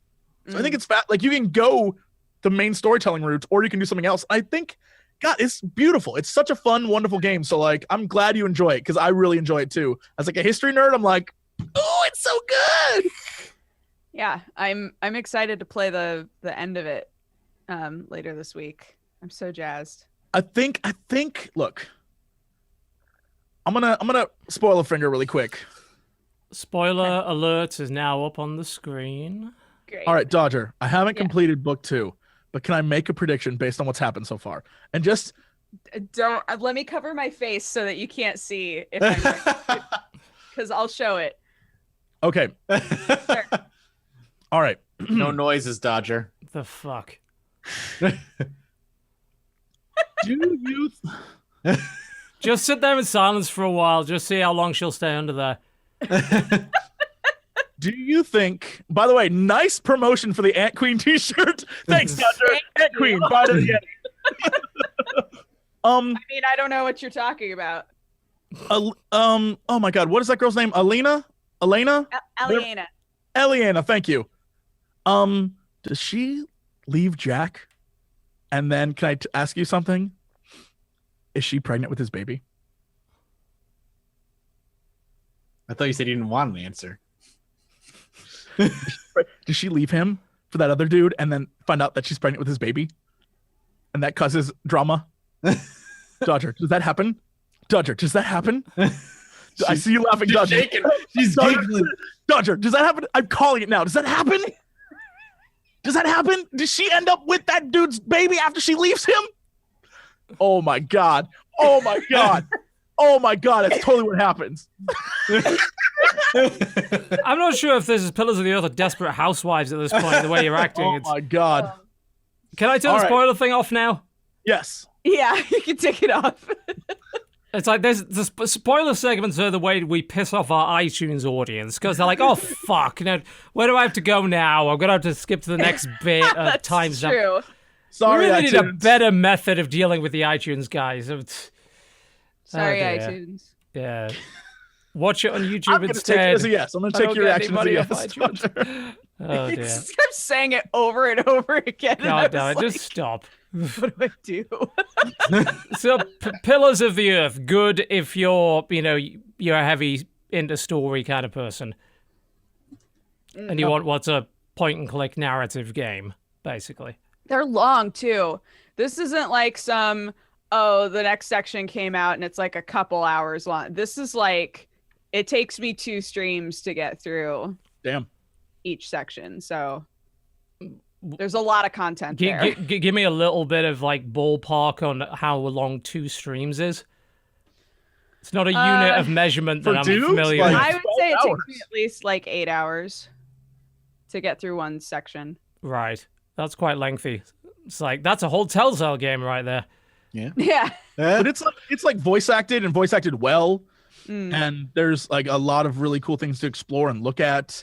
It's neat, and the art it's looking at it, like watching the world fold is pretty cool. So There you go. yeah. All right. Anything else that you want to talk about before we dive in on Far Cry 5, which will probably be a fairly lengthy discussion? I'm trying to think if there's anything else weird that I While really... you're thinking about that, I'll make a quick mention of Dice Soccer City or Dice City Soccer. I think it's Dice Soccer City. I could be wrong. On fucking mobile. I do my usual rounds of what looks interesting, and I first downloaded a game called Battlejack, which was like, oh, it's a kind of gacha collectible RPG game, except the battle system is blackjack. And then realized rapidly, blackjack's really fucking boring. Like, that's not a good way to do a battle system in any way whatsoever. But the game looks really pretty, and it does. It's a great looking game, and the effects are nice and everything. But it's like, wow, this is a collectible gacha game, and there's no skill involved in the combat at all. It's not even like the ones that are match 3, because at least with that, you've got to actually work for it. In this, it's like the game literally has an autoplay button. So, and you're better off putting that on because they'll probably make better judgments on when to stay than you will. Because you'll probably, if you go past 21, you lose your turn. So you just put the fucking game on autoplay, and then everything else is just gacha leveling up. So like, well, no, I'm not going to waste my time on this. I know how stupid it is. But Dice City Soccer is this weird fucking mashup of team collection, football, and city building in space for some reason. It's in space. Yeah, it's so strange. It's a weird mobile game. It reminded me, I almost thought it was developed by the same guys that made Holy Potatoes, because it has the same sense of humor, and it has the same, to some extent, same art style, and this habit of naming characters in a way that is a pun. There's a lot of that in it. But it's so fucking bizarre, and I'm actually enjoying it. You're building up your sort of space city. You could build it up by, it's like, oh, we need different kinds of trees to attract different kinds of fucking players. I'm like, trees? This doesn't make a lot of sense at all. The battle system involves a set of dice, but each player has different dice faces and also special abilities that synergize with each other. And there's like a dexterity minigame for shooting at the goal and shit. How did you find this game? I don't know how I stumbled across it. I think I noticed it under Hot New Games and on Touch Arcade, I think. Because there's like 2 websites I look at for mobile. Touch Arcade is one, and the other one is Pocket Tactics. Pocket Tactics, I think, is generally better, but they only update a few times a week. And they're mostly focused on board games, turn-based games, and strategy games. And Touch Arcade is the big site, but they're unreliable at times because you can literally just buy out their site to promote your game and shit. So it's a bit dodgy. And they also thought that Street Fighter 4 on mobile was totally fine, despite the fact that it ran at about 15 frames a second or whatever. It was utter shit. But those two sites, between those, you can find some of this stuff. And this game is just weirdly compelling, even though I don't care about football at all. There's just the battle system, the football battle system involving dice and collectible players that do different shit is compelling. And it's well presented, and it works well. It's a mobile game only. I think it's iOS and Android only. But, it was kind of neat. And it doesn't seem like it's too exploitative so far. We'll see. It's worth a look. It's called a battle system. I'm calling it a battle system. Football battle system. Football battle system, yeah. Laugh. Yeah, I don't think that was what the game called it, but I'm calling it that, and that's what I'm sticking with. Yeah, Dice City Soccer, if you want to have a look at something a bit weird on mobile. There's me throwing a quick recommendation out there. I played through A Way Out with Ryan. Ryan. We should talk a bit about that. Oh my god. Haven't got around to it yet. Yeah, tell us about A Way Out, because I've Don't talk about it. In a way that spoilers. does not involve I'm gonna go up spoilers. against my own rules. Okay. I'm playing tomorrow with Octo, so don't spoil this. Yeah, No, I haven't played I'll it yet. keep I'm a gonna spoiler free, I'm gonna don't play it with the missus. I think that seems like the way to go. Yeah, I mean, you're supposed to play with somebody. It is Somebody you know, really roughly. fun, pretty short. I think we got through it in like 5 hours. Kind of narrative-driven game about breaking out of prison and what happens to the two of them after they break out. It's funny. It takes place in the 70s, but it's clearly made by people who don't live in the United States, because that is the most lax prison I've ever seen. It's like windows with no bars, like one guard guarding like 15 guys. Isn't Yosef sharp knives available to someone just to grab? Isn't Yosef Swedish or I think something he's along those Swedish, lines, or yeah. Scandinavian? Because Fuck the Oscar. that Yeah, would fuck the Oscars explain guy, a yeah. lot about the way that they portrayed that. It's very generous what they think the United States prison system is even remotely like. Yeah. It's hilarious. But outside of that, and some funny like slips of the accent, and you can like hear them slip into their native tongue just for a second, and then go back to like their New York or whatever accent they're doing. Right. The story's great. The story's kind of a cheesy, fun 70s action prison escape movie. Yeah. But it definitely play with somebody that you know, and you can play the game, in my opinion, one of two ways: very serious and kind of take it seriously and enjoy the bond that you two will have throughout the game, or do it the way like me and Ryan did, and just like it's a good story, but also shit on it at every moment that you can, because there's just a lot of silly things that happen. You're just like, really? That? All right. Well, all right, fine. I will not shit on this story of brotherly love. And just be careful. There's some video game dick dangle right in the beginning. So Good to Here's the know. thing. censor. That's why I want to play it. Dick dangle. I heard Addicting. there were Pixel Dicks, and I was. By the way, fuck me. Pixel Dicks is a great name for a show. God damn it. God, copyright, trademark, Jesse Cox, 2018. Don't steal that shit. Pixel Dicks. The Fuck Pixel me. Dicks. That's a great show. I mean, so this game is pure co-op. Pure co-op. You buy. Oh, we're just only getting to one- the undress section. I will turn that off now. There we go, because I'd like to keep my Twitch account intact. Thank you. It's great because only one person needs to own it, and the other person can, and then he can play with as many of his friends as he wants. Even online, which is very Yes. surprising. Like Ryan already owned it, so I just downloaded what they call the free trial, and you just played the whole game through Pretty on cool. one copy. yeah, It's great. especially considering it's one of EA those games published where, it like- and they actually allowed that. Yeah, I am surprised EA allowed that too. It's one of those games where, you're going to get choices along the way, but ultimately, the choices just kind of dictate how you get to the next part of the story instead of really dictating how the story unfolds. It's good though. I enjoyed it a lot. To what extent, because it is a pure co-op game, like how far does the co-op gameplay go? Like, is there a amount of precision required, a lot of communication required between you and your partner to really get past certain segments of the game, or what? Some parts, there's like, okay, you definitely need to do this, and you kind of have to figure out the puzzle together. But I will say the whole game, it's necessary to play with another person because you can't do the puzzle without a secondary person. But the game is not remotely like gonna fry your brain in any Right. way. Puzzles Okay. are not hard. It's just more how you kind of want to dictate the narrative to go. Basically, it always boils down to, do you want to do the loud way or do you want to do it the quiet way? Right. And that's kind of how you choose. Yeah, and I'm not exactly surprised that they didn't go for super difficult, because these are the guys that made Brothers: A Tale of Two Sons, which is Yes. not a hard game.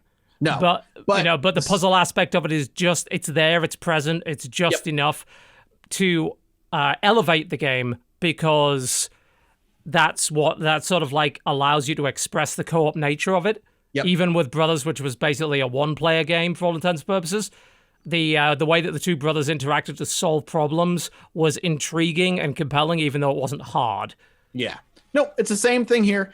What I actually really like is that even if you're playing online, what you see is split screen. Yes. And I like that because it actually, the way they use it is really interesting for some really neat camera transitions, and the way the split screen will. They like, changed kind the of expand size of the split screen as well, don't they, during the game? Yeah, the split screen will always like shift and change and like get smaller for one person while someone's doing something important, and it just makes for really cinematic visuals with the way the camera works. Sam was saying it very obviously was meant to feel kind of like a movie. Yes, 100%. Yeah. Yeah, Yosef was a filmmaker before he made Brothers, and he's got some interesting ideas about how you can translate some ideas from film to video games, and how video games can be used to go past where film is capable of going in certain aspects of narrative. He's a really interesting person. Yes, he is. In many ways. I think his filmmaking talents really show in A Way Out. There's a lot of cool transitions in that game. Yeah, 5-6 hours sounds about right for a game like that. That's like not outstaying its welcome, but not at all. Nowhere near as short as Brothers, which was a 2-hour game. You know? I highly recommend it if you know what you're getting into. Yeah, I've been sitting just waiting to play it. I'll get around to it. Obviously, I mean, Brothers is my favorite game of all time, so I've got to play the follow-up in some way, surely. Yeah. But yeah, it sounds really cool. I'm glad that that's been well received for what it is. But it definitely seems like if you did not play that game with somebody you know, you had a shittier experience. It is meant to be played with at least a friend. You know, like somebody that you don't have to, they don't have to be best friends, but somebody you get along with. Yeah. I'm intrigued. Cool. Shall we move on to Far Cry? Let's do it. All right. Well, I know me and Jesse have played it, and Mathas, you've started playing it as well, and Dodger, you have not. I never play Far Cry games, so it's a safe bet. I don't blame you for that. All right. Well, let's talk about where to start with 5. I'll start with my opinion. I fucking love this one. I am having a great time with this one. I like it more than 4. I like it more than whatever the hell that Primal one was. That was Garbo. Yeah, I don't blame you for that. This one I think is actually, and I honestly don't know if it's just because I have and always will continue to be fascinated by like religious fanaticism. So like already the plot is, I'm like, all right, I want to see where this fucking goes. I need to see how crazy we're gonna get. And also, you know what? Montana, like even in the game, but also in real life, even though we jokingly call them flyover states, the like states in the middle of this country are like some of those beautiful fucking places on earth. So like being in these places, the way they've done Montana is beautiful. It is gorgeous. It's gorgeous. So I kind of fucking dig everything about this one. I like that you can make your own character. I like that I'm dying here. I like that I got to make, again, beautiful Law and Order SVU star Mariska Hargitay. I got to make her as like my main character. It's insane and kooky, and like the first good guy you meet is a doomsday prepper. Everything about this I enjoy, and I don't know if it's just me personally. I don't know if the rest of the world sees it the same way, but for me, I'm like, I fucking dig this game. Everything about it so far, I like. So that's where I come from. No, I don't think you're the only one. The way that I feel about it is I don't think it is particularly different to the previous games. I think that I've had enough time off from Far Cry to be interested in playing more of this one, because I didn't play much of Primal beyond... I mean, I didn't play any Primal beyond what I did the video on. So really, it's been a couple of years since I've played a Far Cry game. And I'm sort of, I'm okay with it now to play another one. And they've taken away some of the annoyances about open world games that I did not like. So many people have been saying it's still Far Cry. It is. It very much feels like Far Cry, but it's like they finally listened to what things people enjoyed and made them better, and what things people didn't like and just got rid of them. They even in the first 20 minutes do a joke about towers, climbing towers. Yeah. It's like, don't worry, I'm not going to make you do this all the time. Right. So I was like, okay, all right, we're on the same page. Thank you. I feel like I'm similar pages as UTB, where like I played through 3 and I liked it a lot. Played a little bit of 4, but I was like, I played this last year, or however long it was. Skipped Primal altogether, and I feel like I'm ready for another Far Cry game. So I'm really enjoying Far Cry 5 again.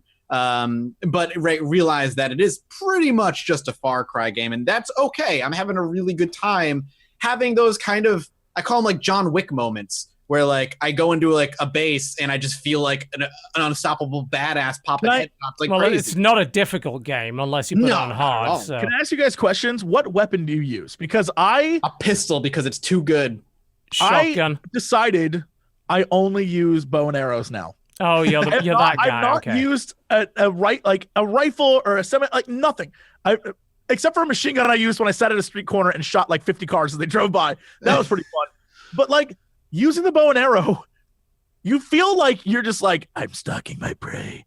And the NPCs, like the characters in the game, the NPCs are so dumb because the arrow, it doesn't make noise. So if you shoot a guy, they could be looking right at you and they'll run around and hide facing back the way they were, and you just pop them in the back of the head with another arrow, and you're like, this is the greatest goddamn game ever. Because you feel awesome. Yeah. I love the power fantasy in this goddamn game is like next level. It's insane.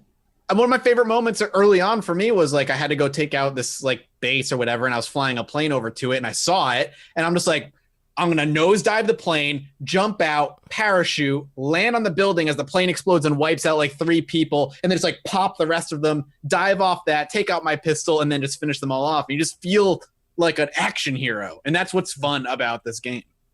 Yeah, and really that's been the strength of Far Cry since Far Cry started. Yeah. And whenever it forgot about that is when it started to go off the rails. Like, when we're talking about those annoyances, a great example is the fact that there are no looting animations anymore. You just loot instantly. You just pick it up. Yep, instantly. So, all of that bullshit about skinning animals and picking up herbs and shit, which it's like, oh, that's super immersive the first few times you do it, and then you realize you've got to do it hundreds of times. It's fucking terrible. That's gone. Yep. The map is not completely full of icons. There is no mini map, which means you're not being constantly assailed by icons. That's good.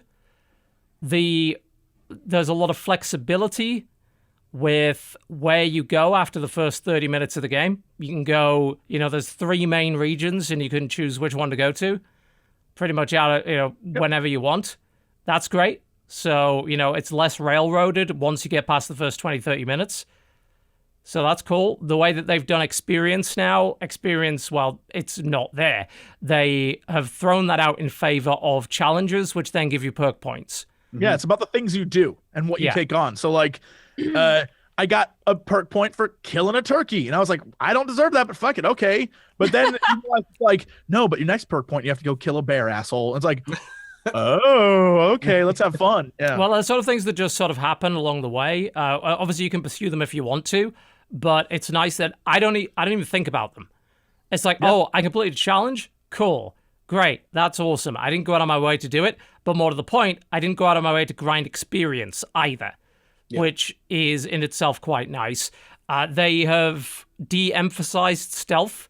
Like, it used to be a case that you would be punished for not being stealthy, but also stealth was way too easy. Like, you could get once you've got a few abilities, you have a stealth god where it's like, oh, you could chain a takedown and kill 5 fucking people one That's after all another. I'm doing is stealthing with that bow and arrow, And it then is you get it's rewarded too more. easy. It's so much fun. Yeah, Oh. and this time around, I think you get slightly more cash for beating an outpost stealthy, but it doesn't matter. It's irrelevant, because cash is quite easy to get, so you don't need to worry about that at all. And I spend it all on outfits. I have a problem.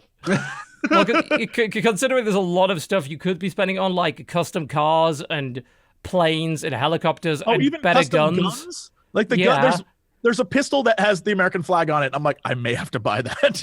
Be like, man, that's one of those ones where they really like the featured prestige weapons are the ones where they're like, you should buy some silver bars so you can get one of these fucking microtransactions. Like, thankfully, like they're not really shoved in your face that much, but I know that they'll up the prestige, the cost of those prestige fucking weapons to try and get people to buy them via microtransactions.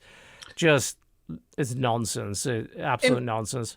With them having actually removed the minimap and all that, the sense of discovery is more enjoyable now. It's very, I don't want to say it's Breath of the Wild-ish, but it kind of is in that you stumble across things naturally now, and they're not everything's dotted on your map. Yeah, but it still has that like Far Cry feel of when you discover something. Usually it's because it's super jank and ridiculous.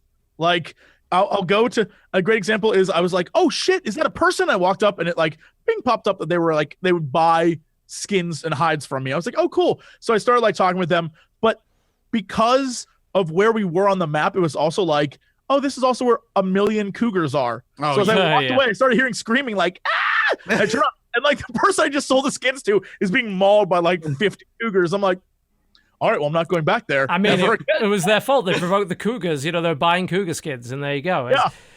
You can't really blame for that. I think the game is still at times too busy. Like, it's kind of ridiculous that in many places of the map there are so many things happening. Like, oh, there's more guys in pickup trucks, or there's more loot trucks coming past. Like, fuck me, this is things too much. Yeah, like it's the same with animals as well. In certain areas, they spawn too many encounters, too much shit. Like, they don't give you time to sort of just maybe enjoy the view, because, like you said, the game is fucking gorgeous. Yeah. The lighting is incredible.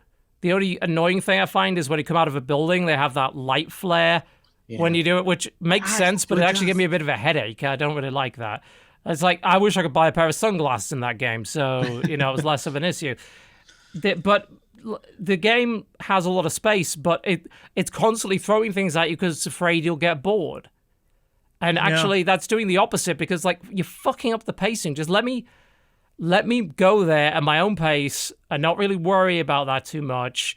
Even if you get yourself a plane, there are fucking enemy planes that will come and get you. I was like, fuck, just getting dogfights. Yeah, get me, and that's cool and all, but give me a break. Like, let me get to my destination without too much crazy shit happening. But it's just the spawn rate is just a little too much. It's the opposite problem of Sea of Thieves. Like, there's too much being thrown at you sometimes. But also, you get a dog named Boomer, which was the name of the dog I had when I was a kid, and it's fucking awesome. And I send him into combat, and he kicks ass for me. Yeah, but you could also get a bear. You could also get a bear and a cougar. But what if you had a dog and his name was Boomer? But the bear's called Cheeseburger. That's thedogdie.com.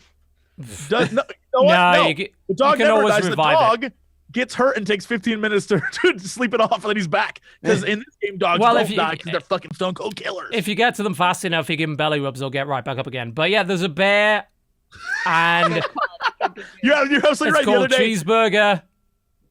I sicked my dog on a guy, and my dog killed him, and when I ran up to loot the guy, instead it pet the dog. I was like, oh, good, you murdered that man. Yes, you did. You can pet any dog in the game, I noticed. Like, if you go up to just a regular dog, you can pet it. But there's only that one you can have as a companion. But yeah, you can get a bear. That's my next objective, is to just go get that bear. I keep getting distracted by shit. But go get the bear. It's called Cheeseburger. Apparently, it's one of the most powerful companions in the game. It wrecks shit.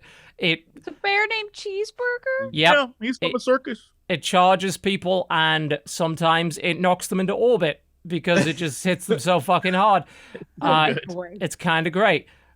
But the core gameplay pretty much the same as previous Far Cry games. Like, if you didn't like the gunplay in Far Cry 3 and 4, you're not going to like it here. They definitely limit access to weapons early on in the game. Like, everyone uses a fucking ACR in the first, like, hour of the game, or a 1911 pistol. They're all outfitted with that. I do remember the first time I came across an ACR with a scope on it. And I was just like, oh, that's worth having. And it was interesting to me because, like, I was avoiding the ACR as a weapon. I was using the bow just like you were, but as soon as I found an ACR with a scope, I was like, well, that's a much more useful gun now, because it's more of a, you can use it at a much longer range. When do you unlock the other 2 gun slots? They're somewhere in the perks tree. Because I'll be in the perks tree somewhere. I keep seeing guns and I'm like, oh my god, I'd love to have that. But I'm like, nope, I gotta keep my bow because I'm not losing my bow. I threw the bow eventually because I got access to the first shotgun. I was like, I'm a shotgun guy. That's fine. I'll put a scope on my pistol instead and use that at long range. So I did that. The web customization's okay. It could be better. Like, there's a few different options per gun, but not maybe as many as I expected. Would be nice if they went all out on that.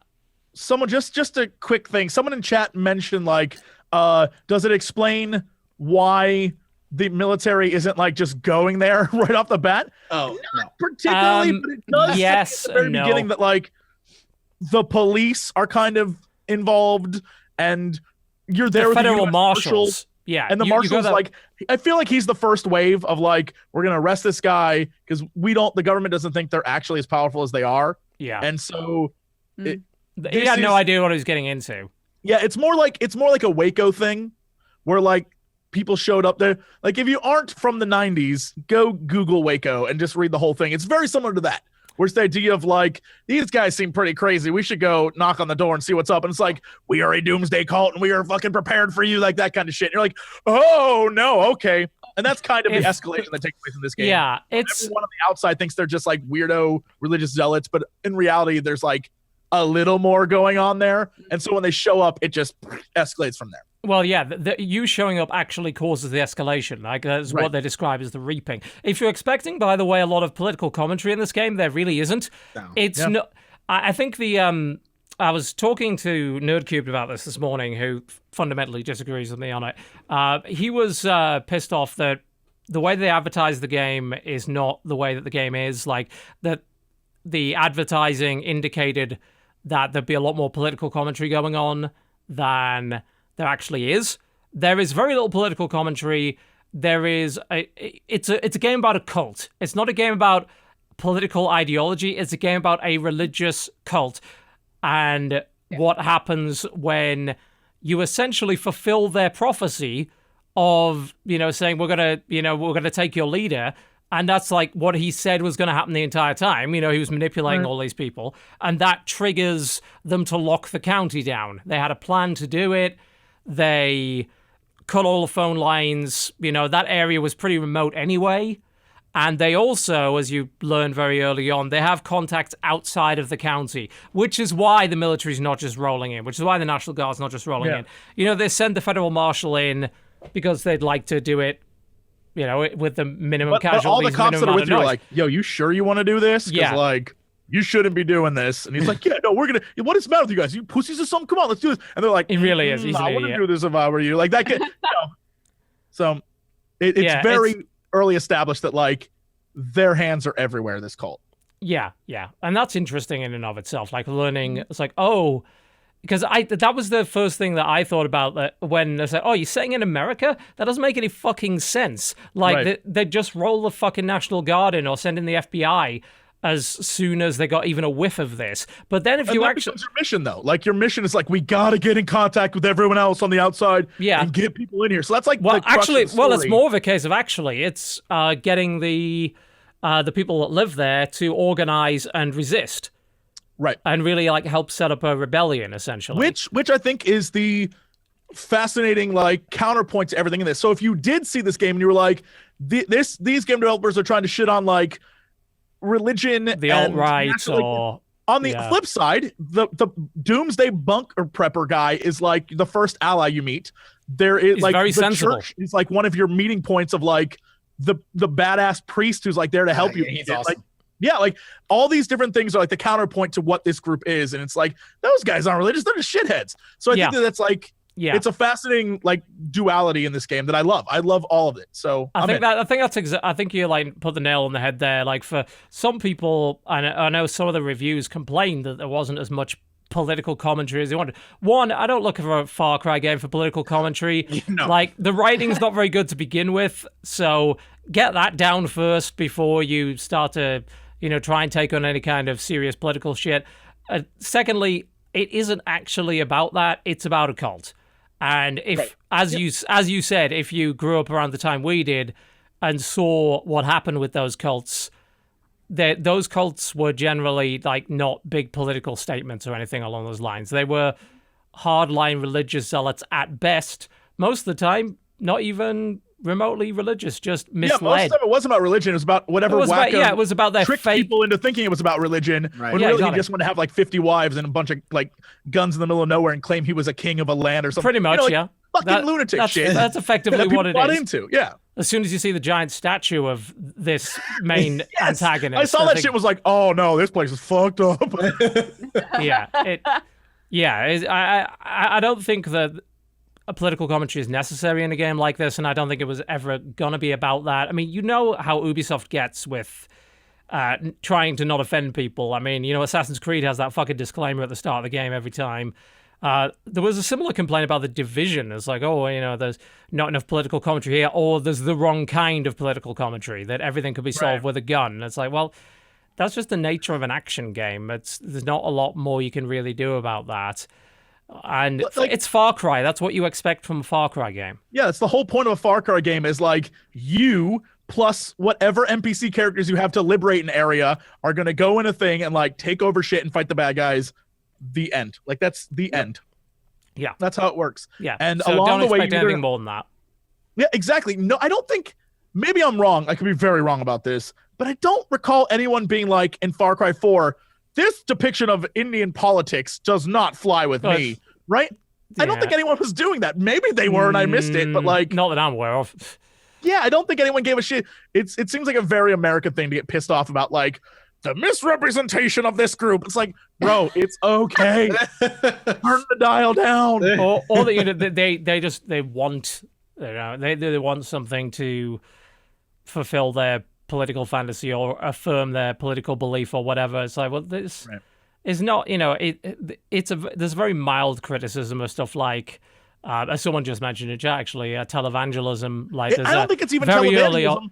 early on. There is a segment very early on in the game that I think is very televangelistic. I don't think it's not. I don't think televangelism is the right word. It's whatever the like not the less Joel Osteen and more of the guys who are like self-help gurus. That isn't about religion. Like he's using the self-help mentality of like the power of yes. And yes, you can do it. Like say yes. And I feel like that's less religion and more like psychobabble kookery to get people to believe. Like fascinating. Because I saw that too and I was like, oh, this is like a televangelist. That was a very cool cutscene, actually. It's like it's manipulating the populace. I was like, Well, isn't that the same sort of principle as the prosperity gospel guys? Oh, who are like plant a seed, like give me $1,000 and God will reward you for it. Yeah, I think there's a bit of that in there. Yeah, it's just that there's a lot of mishmash and hodgepodge of that, but it never goes hard really on any of it. I actually quite like the fact that the initial guy you meet, the prepper, was not depicted as a crazy fucking nut job. No. And if you actually wander around his bunker, you read a few of the things around there.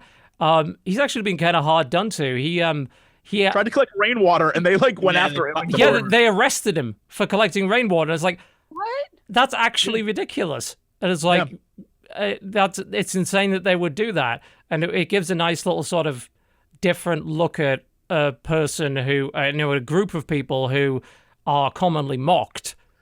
And if there's one letter you can find in his bunker that's from his son, and it's his son's, I think, either still in college or just got out of college, but his wife's in college and they have a kid, and they're like, yeah, we definitely want to come visit you. Like, just, next time we're up there, a little less doomsday prepping, a little more like hanging out with us. Like that kid. Yeah. So it's like a real character they've created that isn't just like a trope of like, I'm going to be down here in my fucking bunker and you better watch it. Like it's a person who is trying to like live off the land, and they depict as like a human being rather than like a fucking trope, which I'm totally cool with. It's, and they could have gone full on with it. Obviously, doomsday prepping is kind of ridiculous. Unless, of course, you happen to be in a county with a crazy cult leader who actually is going to create doomsday, in which case, quite sensible. But never mind. The story in a Far Cry game it's Far Cry. You're not going to get something in depth. But what I will say is I do find it kind of annoying that they constantly, if you follow the main story arc and you do what the main story missions are, holy shit, do they like to interrupt and kidnap you a lot. There's a bunch of that. I mean, Far Cry is sort of well known for having like drug sequences. Yeah. They've been in pretty much all of them. Yeah. And the fact that from moment one, they don't say it right away, but from moment one, they hint that like, yeah, that daughter or the sister, she's got some like weird hold over the people. You don't want to go in that valley. And I was like, I wonder what they mean. And I was doing like a random mission. I started hearing like, ooh, yeah, like, what the fuck is that? And then I looked around, and one of the towers was like billowing smoke. And as I walked towards it, the screen started blurring. I was like, yes. Oh my God, they're drugging the people in this town. Oh my God. Yeah, that's what it's about. I was like, they're seeing shit and they think it's religious. It's like, oh my God. So now I'm even more in. So I'm like, they're drugging people into like having hallucinations. I was like, I can't wait for that moment. Oh, I love shit like that. I was like, oh, get the fuck out. Yeah. Yeah, it's the thing is like that these characters, and there's like sort of three main lieutenants of the big bad, keep in their territory at certain points during the main storyline. They just keep fucking kidnapping you. Like I walked in there and then had a 5-minute unskippable cutscene of Faith, who was one of the three characters, trying to explain a bit of a backstory. And it almost seems like they're trying to flesh out a character and give you maybe a bit of sympathy for her. They're trying to get a boss again. They desperately want a boss. They're not hitting it. They regret killing boss as fast as they did. Yeah.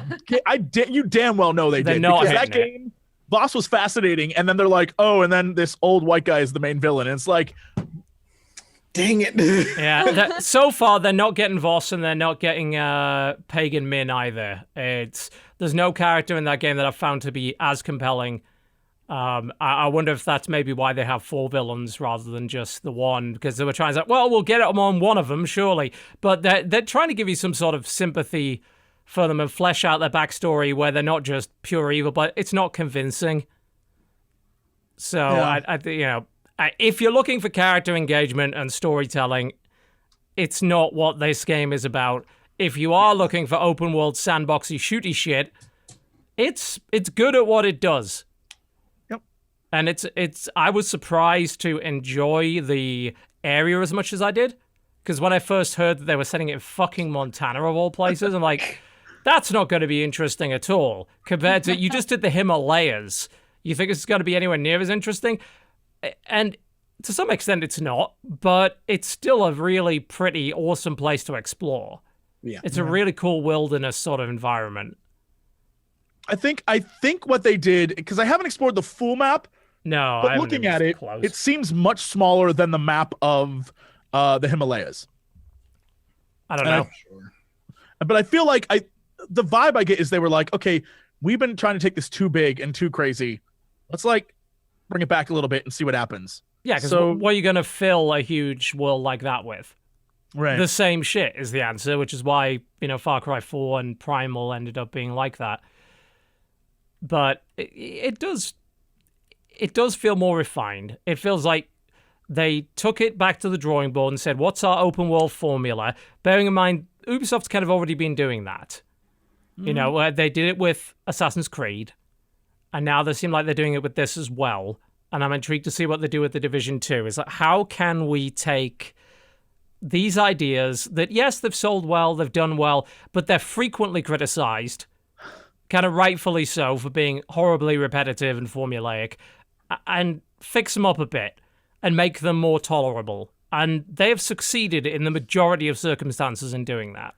I feel like Ubi's taken the exact opposite approach of EA, which is like when Ubi fucks up and people are like, this Assassin's Creed Unity is shit. This is a shit game. Nobody likes this. They're like, all right, we're not going to we're not going to like scrap the franchise. We're going to repair this. There is room to repair.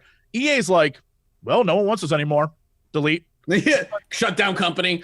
Yeah, and I feel like at least with Ubisoft, and you can see it in Assassin's Creed, and you can see it in Far Cry, where they're like, okay, we've become a trope of ourselves. Yeah, People we're a are joke. Yeah. How do we fix this and move forward? And I can appreciate that shit. Like, I'll be the first person to be like, good job. Thank you for listening to people who are like, yeah, there's a problem with your game. And rather than be like, fine, if you don't like it, you can't have it. They're like, we'll fix it for you.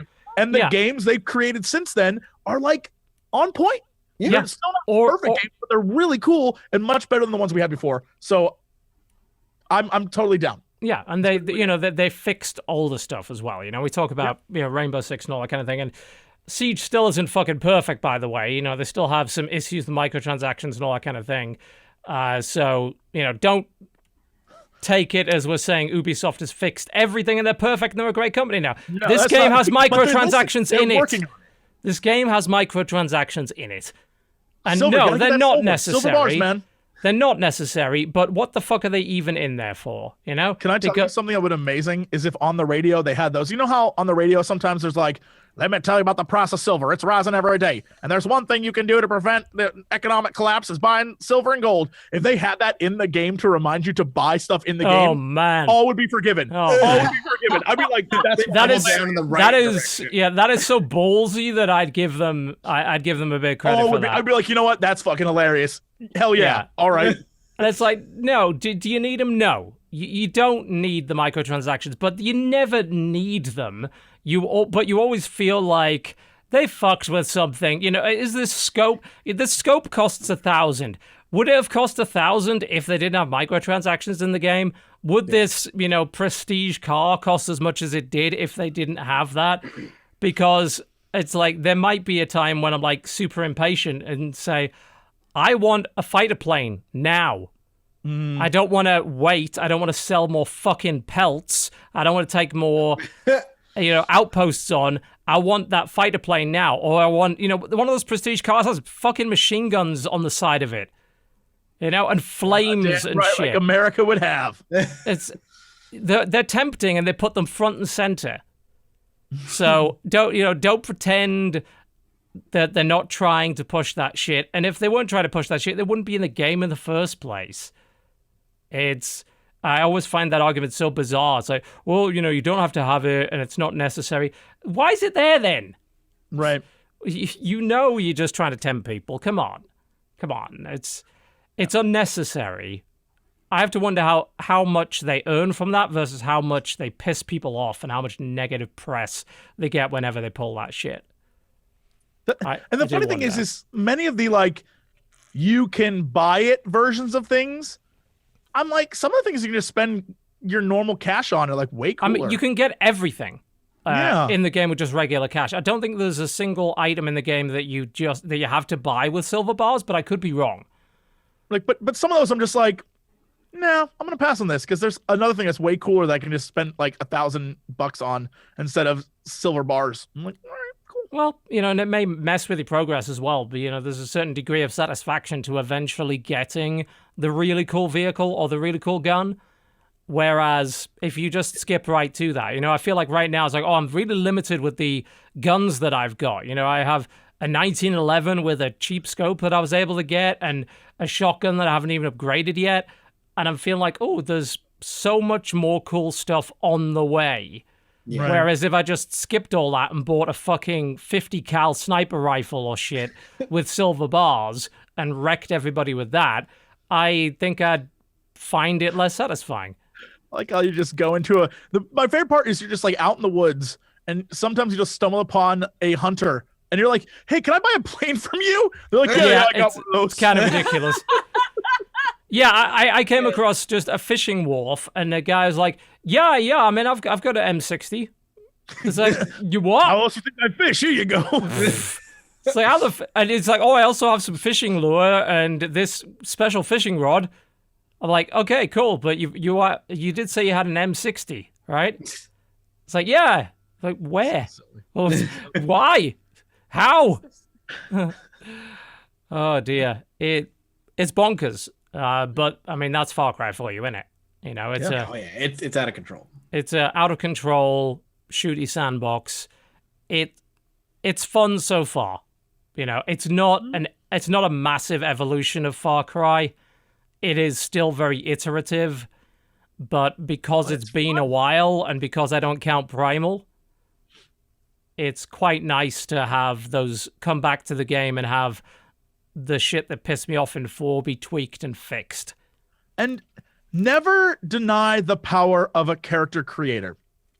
Something about being a character that you made versus the last few games, all the other games where it was you are this person, something about being able to make who you are is really enjoyable and adds another level to like, I am this person I've made, so I'm a little bit more invested in how silly I'm going to get with this person. You know, I'm kind of surprised that you are so into that, considering you don't see yourself at any point.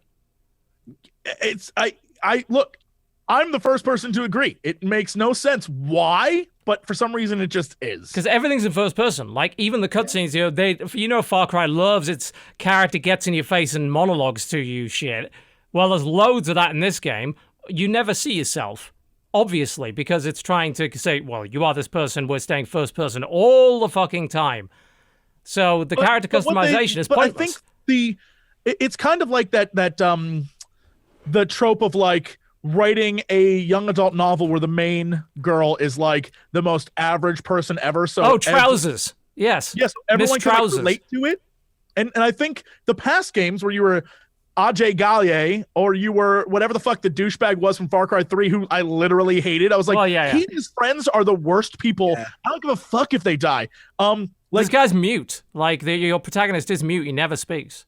Yeah, I like the fact that like you can put yourself in the role, or you can role play as like, yes, I'm the detective from Law and Order. Like that, like put that shit in there, and I think that makes it somehow better.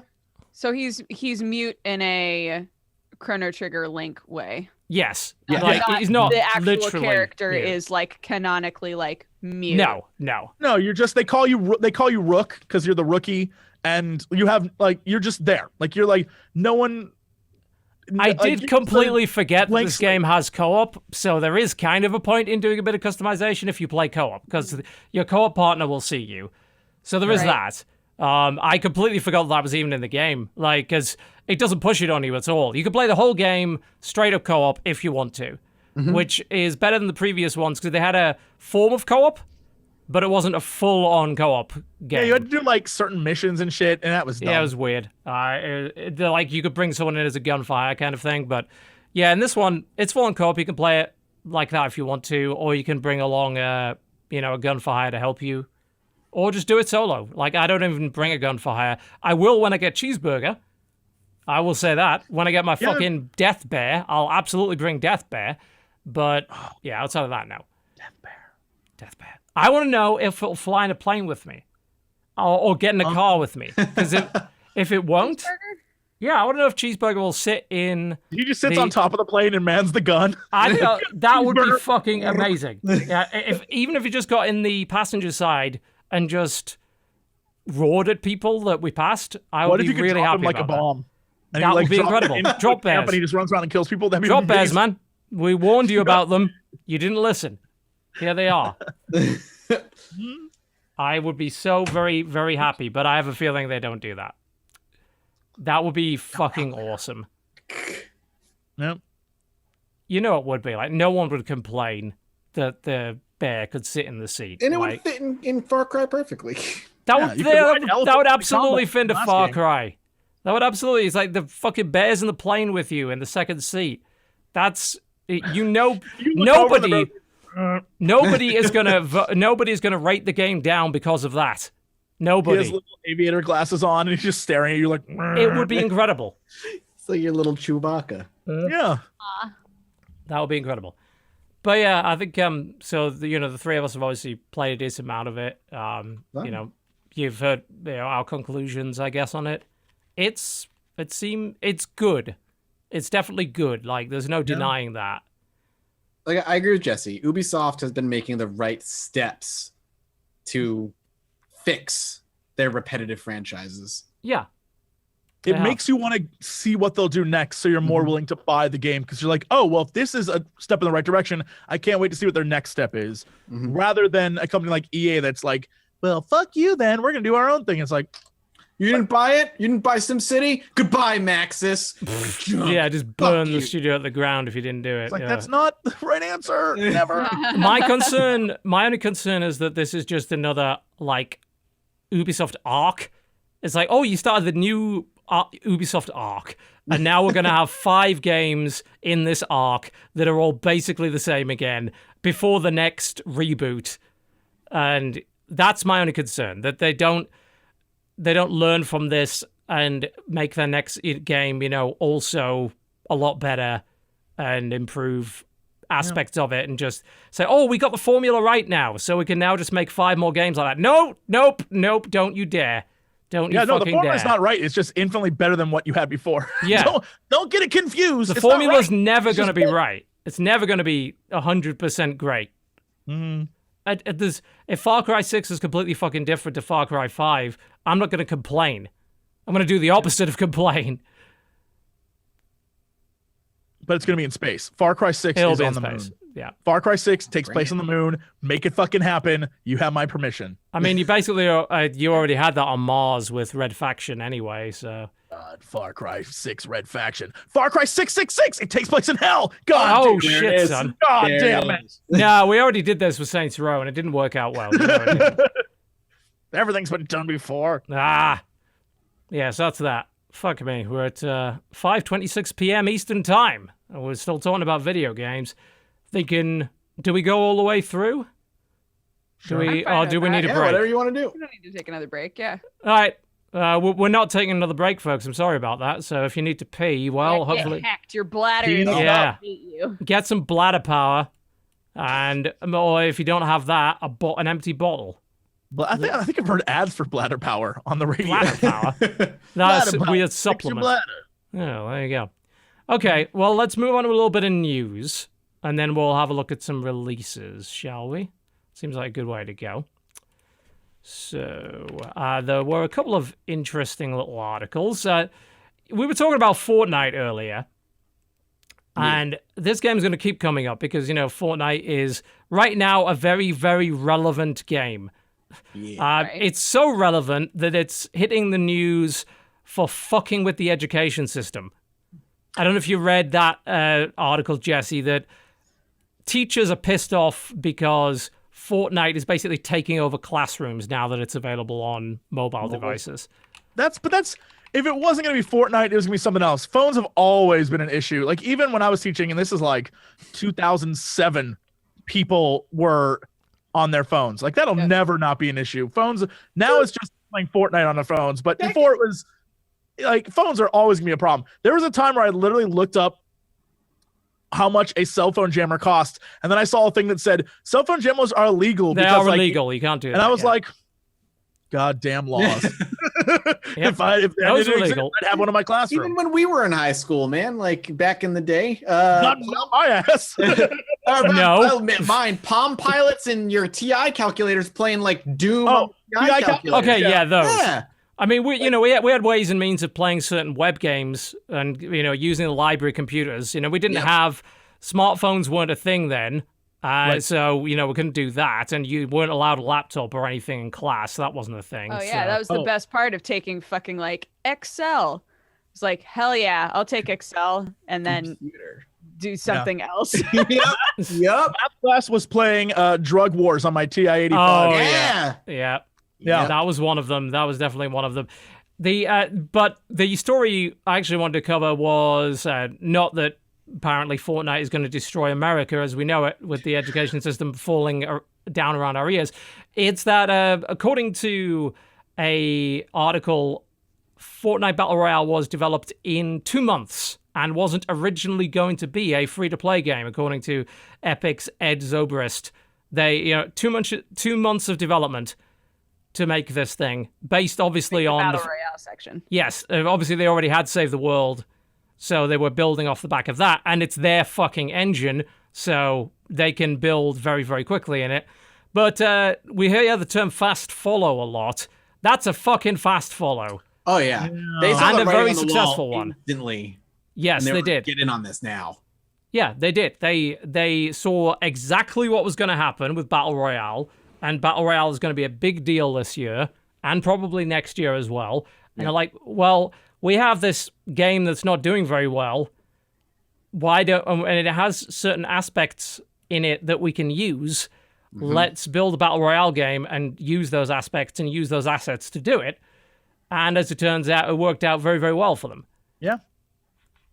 I had and still have way more fun with Fortnite than I do with PUBG. Yeah. Because it is fun. Like the world they've created is a fun world rather than PUBG, which is like this, even though what people create in it's just very serious. This is super serious, but people create their own fun in it because they like, I'm doing wheelies off shit. And like Fortnite from moment one is like, this is silly and fun. And that's what it's going to be. Yeah. Yep. That's how it's presented. That's how it looks. You know, the fact that you're on a flying fucking bus instead of some serious military plane. Yeah. It doesn't take itself seriously at all. And it's continued to go that route. Instead of getting more serious, it's got less serious. It's added sillier locations, sillier weapons, sillier power-ups. And of course, its whole cosmetic system is ridiculous. And that's the way it should be. And I know is appealing. I know people at the beginning were shitting on but the building part, like what the fuck do people even do with that? The things people figured it out. Building, you're like, what? The person's just like building a tower filled with traps and like rocking himself. It's insane that these people get so good at just throwing up quick buildings. The building system became an extension of the movement system. Oh yeah. Initially it was just, this allows me to get up a mountain that I can't get up, and now it's like I do this shit in the middle of combat to outflank you. I'm like, wow, that's impressive. Not to mention what it does to the end game when everything gets, it's the final showdown. You often have a couple of forts, and you're fucking throwing rockets and explosives at each other, and it is a fundamentally different game at that point. Yeah. Which is great. Looking at high-level Fortnite play is the most confusing shit in the world. Oh, it scares me. Because when two people see each other, it's just walls. One of them's dead. What happened? I think it was exciting. It frightens me because from when I played, it was like, okay, you finally get to the end and it's like two dudes trying desperately find ways around buildings that already exist. Yeah. And in the months since then, it's like, oh no, now we are the buildings. It's like, what? Yeah, there's some crazy shit that goes on in that. But you're right. It was interesting to say, that's a superfluous feature. And then it turns out not to be anything like that and actually becomes a real element of the game that requires actual skill to work with. It's incredible how successful it was, but simultaneously also quite predictable. I think it capitalized on the popularity of a nascent genre where the only big game in it cost $30, was buggy as shit, and in order to run it properly, you needed a very powerful PC. Mm. And it had those sort of it was an ugly game. Let's be honest. So you come along with a bright, colorful, cartoony game with a bit of personality, optimized game that runs on pretty much anything. And it's free. How the fuck do you argue with that? And of course it's become so popular amongst kids, because you're talking about a game that will run on practically anything, which includes whatever, battered old computer a kid might have at that age. And now it's available on mobile devices as well. It's obvious at this point that it's going to be super successful and continue to be super successful. I'm surprised we haven't seen other bigger companies tackle that with seeing how popular PUBG got. Here's the thing. I think it's happening, but not yet. Yeah, I think we will see more because of development times. So over the next year, you're going to see more Battle Royale style games appear. But I was just thinking Sea of Thieves Royale, it's coming. Isn't a lot of it's a game mode. Yeah. But isn't this a trend that isn't the second game always fuck, I need to look this up. I feel like the second iteration of a thing is always the one that takes off. So for MOBAs, it would have been League would be the second. I was thinking MOBAs was League, even though there was Dota before it and all the things that before. For MMOs, it was WoW, even though EverQuest was before that. Like there's all these different. I'm trying to like think of more versions of this, but like technically it feels that's already happened. Like because H1Z1 King of the Kill was there before. And so Fortnite now, is like the third. yeah, Fortnite after PUBG, but then you go even further back than that. You had your Arma 3 Battle Royale, and you also had your Hunger Games for Minecraft. Do you think that this might be a genre that you can continue to create and iterate better versions of? Yes, every I do. The thing is, I don't even think it's a genre. I think it's a game mode. Like you could, there is nothing stopping you in many cases, and this is going to happen, and this is already happening. They've put into Warface and a couple of other games. They just released, it's a standalone, but it could have not been, Robocraft Royale, which initially was a game about building robotic vehicles and killing each other. There is now a Battle Royale version of that came out a couple of days ago on Steam. And I think it's very likely we're going to see games like Battlefield and games like COD include a Battle Royale style mode. Because Activision would be dumb not to have their own version of it. You don't need 100 players to make Battle Royale work. So Battlefield in particular, which already supports 64, I would much, much rather play a Battle Royale version of that than I would PUBG. Because it's far more polished version of but oh my god, where the gunplay actually feels good and sounds good. Yeah, I'd much rather play that. There's so many things you can do with it because it is you can use your existing assets to just make that game mode because it's just a mode. It's not you can call it a genre if you like, but if you are a first-person shooter, you can be a Battle Royale game. In fact, even if you're not, apparently you can, because there's now a mode in GTA, and there's that Robocraft thing, and there'll be a bunch of others. There'll be a bunch of others that come along and try different things. There'll be a Far Cry 5 Battle Royale that probably shows up in the arcade in the next couple of months, if not before that. Division 2 will almost certainly do it. Yeah, Division 1 has one. Division 1 already has one, yeah. And you could say, please no more Battle Royale games. Tough shit, you're getting it. They're not going to thop making these. And we have to play them all. Yeah, you're forced at gunpoint to play them. It's terrible. Everyone that comes out, I have to play. Don't force games on me. You're gonna get them. Like either they're going to be standalone or they're going to be game modes. And standalone, obviously, I think has a better potential for making money. But simultaneously, if you're not popular and you don't gain a player base, you're dead. If you attach it to a game like Battlefield, whereby it's not reliant on the success of the Royale mode in order to be a successful release, it's a much safer bet. Which is why I think we'll see a lot of that this year. Yeah. Somebody in chat actually thinks that Doom 2016's gunplay was meh. I should actually ban them for that, but I'm going to let them get away with it for the time being. Like, you're obviously just stupid. We don't allow opinions. Yeah, I mean, and it's okay. No. It's okay we don't allow just to be stupid. Wrong opinions. No, it's a wrong opinion. It's a fundamentally wrong opinion. But it's not a crime to be stupid.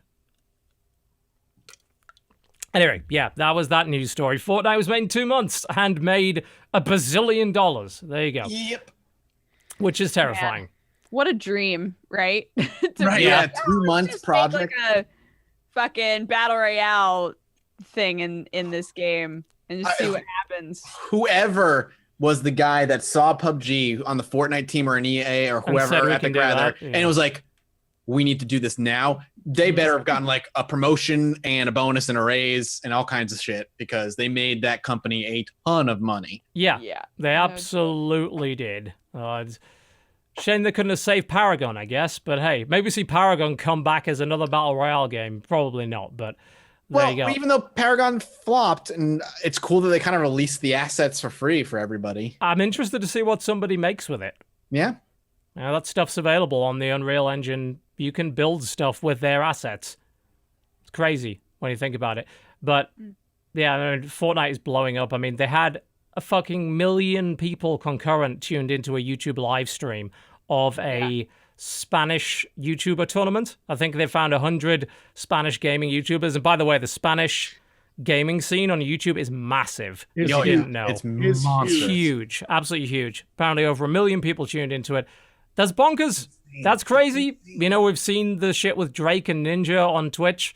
It's going to unprecedented crazy heights. Makes me wish I remembered my Spanish. Yeah. Like, bye, Oh, y'all. I'm man. gonna go stream the Spanish. Donde está el baño? There's Yeah. Just say that the see, whole time you see. stream. Yeah. Dos cervezas, por favor. It's like, fuck, I should have taken Spanish instead of French. French is useless. por favor. Por favor. Por favor. Tortillas de patatas. Can I get some quesadillas, please? Oh my Tortillas god, de please patatas, stop. as they say. Please stop! Quick article about Sea of Thieves. Obviously, we've just been talking about that. We were talking about how, you know, there's no motivation to do certain things. And one of those things was, of course, there's not really a death penalty. Yeah. Well, they wanted to add one, and everyone got really fucking mad at them for suggesting that. They wanted to add a gold-based death penalty. Basically, everybody hated that idea. So they're not going to do it anymore, apparently. I also heard, I could be wrong, but I also heard the death penalty was only going to be in PvE. You were not going to Yes. incur a penalty in PvP. Correct. Yes. The death cost would not have applied to PvP-related deaths. But they're killing it. They don't want that. And, I mean, I don't really blame them. I think that's a fairly cheap way, especially if it's just PvE, of adding. Now you have to grind Stakes. longer for your cosmetics. Yeah, that's a very artificial stakes. Yeah. There isn't a lot of creativity in there. No. Even if they were like every time you die, because you know you have randomly generated pirates that you use. You don't like build your pirate. Oh, really? There's no character customization in the game. You have to choose from them, and you can reselect, and like they'll delete them and you get new ones. But the problem is when you make the joke like, I'm gonna be Redbeard the pirate, and it takes you 65 tries to get a red bearded to get a dude. red You're like, beard, yeah. I'll never understand. It's bizarre. It's bizarre because game. they have the system. The system is there. They just doesn't- chose not to let you. Any game that won't let you customize a character but will infinitely let you refresh randomly till you get the character you want Goddamn. blows my mind. Just let me pick it. If you're just gonna let me go reset until I get the one I want, let me just fucking pick it. But I was gonna say because of that, because you just like choose a thing that was made by the computer. If every time you died, you looked more and more like a ghost, Yeah. like the dudes on Davy Jones's Oh yeah. guy, right? fish people. The Just fish. looked more and more like you had one foot in the door of being actually dead, and then Yeah. one day you just like when you res, you're a totally different person. I think that would be really funny. I mean, I wonder if the reason for it was just there's a lot of people would have maybe made their pirates look quite similar, and they were worried about that. So they're like, hey, if we have this Jack Sparrows. yeah, pretty much. If we have this random shit, and you know, we forced you to pick something that you didn't quite, you know, that wasn't what you wanted, but it was close enough, or you just got sick of it and just picked something because you wanted to play the fucking thing, then you get more visual variety. Well, I mean, that doesn't really matter, does it? Because you don't meet that many other pirates anyway. If there was a nice big meeting place, where, you know, I'm surprised there isn't like a pirate's tavern where there could be like 100+ people and just like an instanced little tavern or instanced island. I mean, if you're gonna have a game where you show off your cosmetics, it's surprising that you don't have that. We're traveling down that shit on Sea of Thieves road again. I'm just saying. Yeah. Let's on stop. our way down. Let's stop. I can see Jesse's face. He's just like, no. I just want it to be good, and it's So not. many complaints. It breaks my heart. Oh dear. Oh dear. It's clean, but it's not great. Yeah. It's a glass house with no Yes. furniture. Indeed, it is a model home. The chicken is fake. Everything is fake. The chicken's just a chest. It's an IKEA showroom. The fruit is rubber. It's all rubber. Oh dear. All right, I think that's about it for the news, really. Cool. Shall we releases? There What? aren't that many that are great. I've been We'll because we try. didn't have a break. I didn't have time to like go through and find games. So I'm sitting here trying to find games. You guys took all the good ones. There's literally Yeah, I know we You did. know what? I Fuck took it. one game. I'm marking I this. was gonna You say, taking Far Cry 5? Oh, I'm taking Far Cry 5. you Fuck take Far guys. Cry 5. I'm grabbing another one before you grab it. Oh, Oh dear. yeah, just okay. Yeah, you missed that one. There we go. All right, moving on to game releases then. He says he suddenly realizes that What he needs is to this set game? this up correctly so that you can see it. There we go. Yep, that was my Alex, reaction start to a us lot off. of it. Yeah. or no, Mathas is first. What? Yes, Sure. Mathas' All right. game is first. All right, moving on to releases for this week, ladies and gentlemen. After 4 years in early access, Shroud of the Avatar Forsaken Virtues is coming out, and it comes out today out of early access, And you it weren't is kidding. the next MMO by Richard Garriott, the guy who brought you Ultima, the guy who did Tabula Rasa, which I actually really liked while it was around. Yes. And this is his next one, which is kind of a spiritual, in his words, a spiritual successor to the Ultima franchise. And you were not kidding when you said it's been in early access for 4 years. I am not kidding. 2014 was when it went into early access. Listen, dude, it's still not as long as fucking Project Zomboid, okay? No, true enough. Still in fucking early access. Well, I remember this being this was the Kickstarted game, wasn't It it? was kickstarted. They've done a bunch of like telethons for it over the years. Wow. Yeah, they did a lot of fundraising for this thing. Help. Yeah, they did telethons for it. What? Amazing. It is. I don't know if it's any good. I hope it is, but it's that slow burn MMO where you can have player-owned cities and player-owned homes, and there's no classes. There's just skill trees that you go up, and you can specialize however you want. Your character's a blank slate. But the negativity that I've read about the game is that, at least during its early access phase, I don't know if they're going to change it now.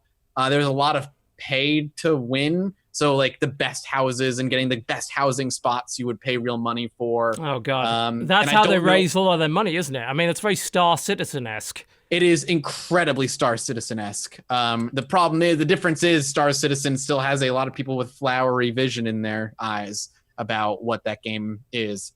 I don't know. I'm interested in checking it out because the type of MMO that it's trying to be, that sandbox player-controlled kind of MMO, is up my alley. Yeah, of course.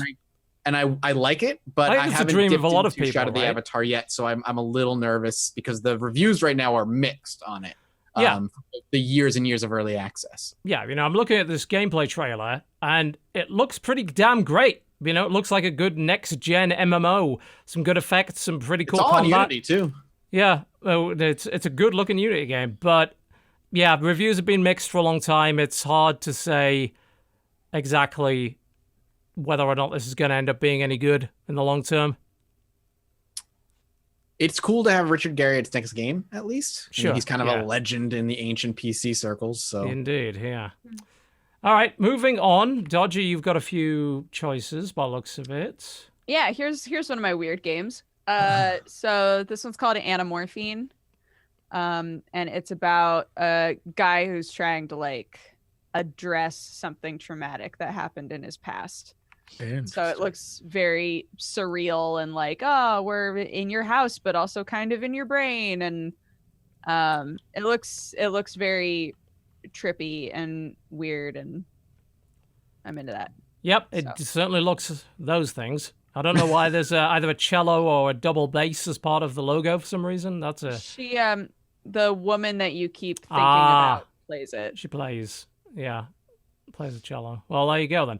It does look pretty cool, I must admit. It's it's you do every now and again pick one of those sort of walking simulator games that looks like, frankly, it's a pile of shit. This one does look like they put some effort into it. So well done on them and on Do you. what I can for this podcast. Indeed. Yes, Jesse. Yo, all right. I found one that predictable. I'm like, it's the 20th anniversary of the Atelier series. Yeah, this one's been going on for a Newest long version. fucking time. Yeah, and so this is the newest game. It is, I guess you play as twin sisters who are also alchemists, and you are trying to become the best atelier of all the ateliers out there. So you fight in paintings, I guess is the purpose of this one. I'm trying to figure out what you do, but it's like you go into paintings and battle. Great. Sure. But as always, for the trailers they to try and keep improving find the some actual graphics. gameplay, but Yeah.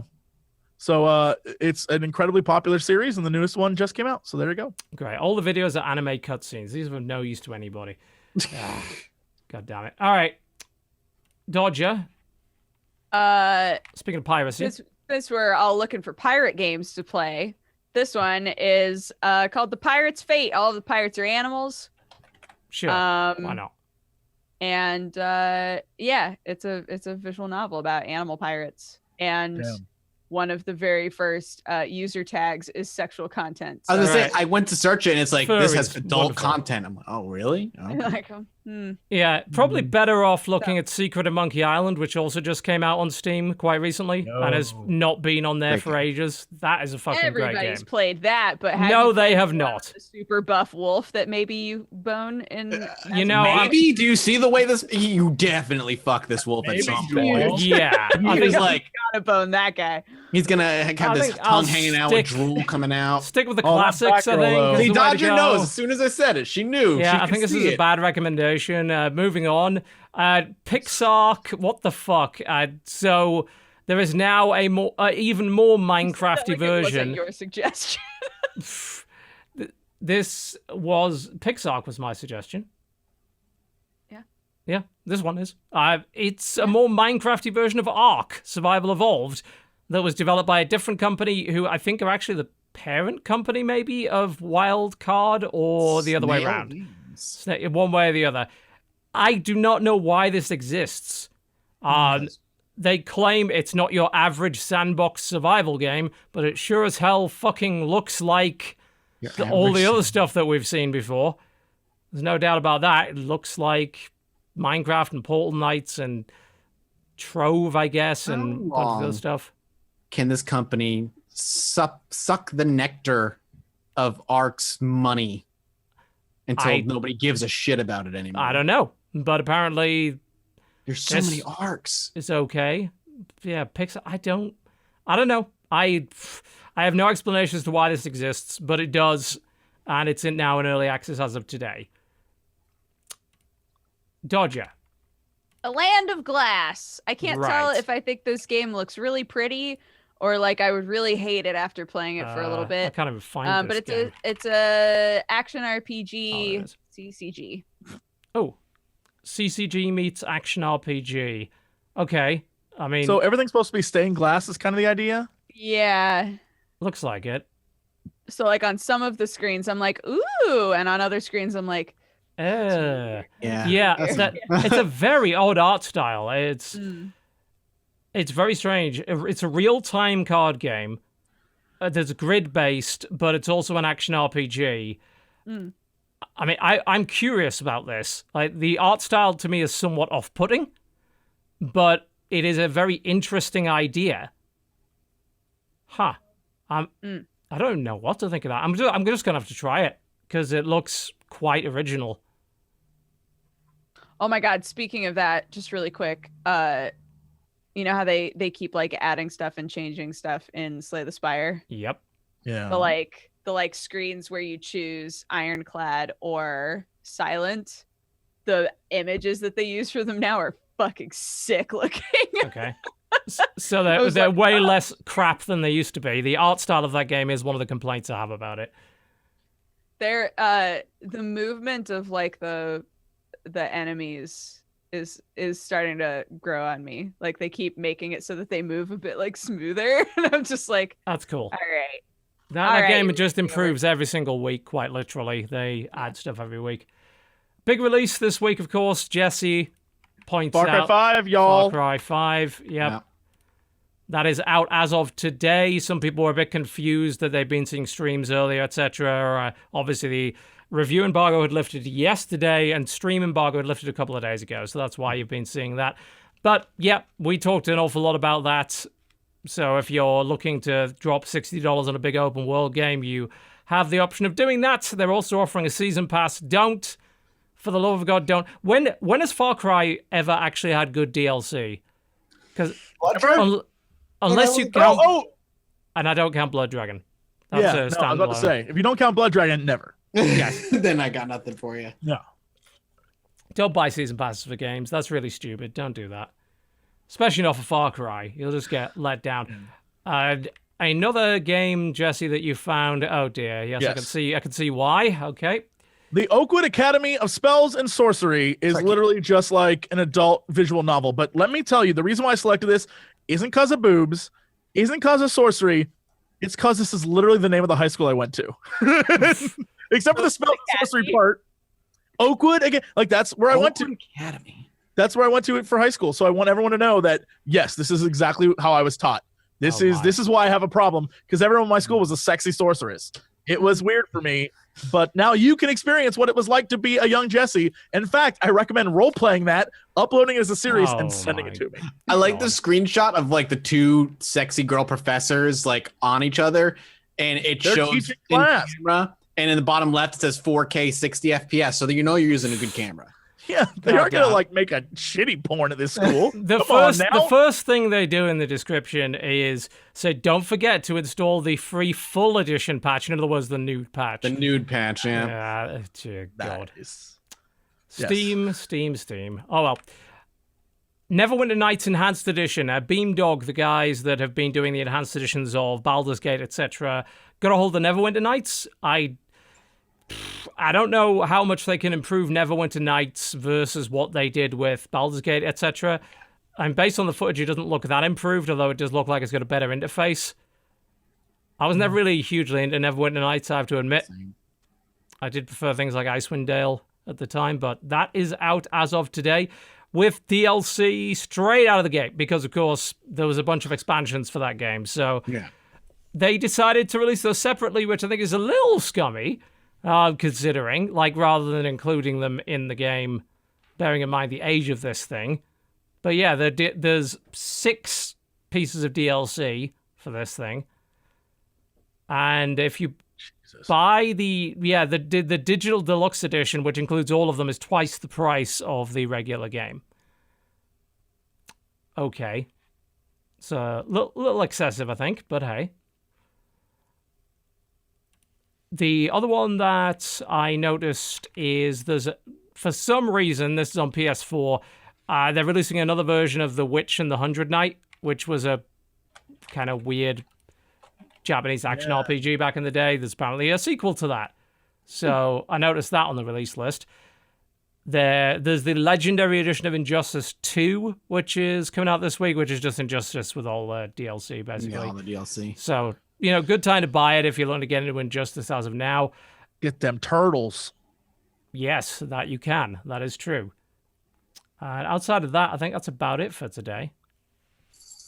Moving on to March the 28th.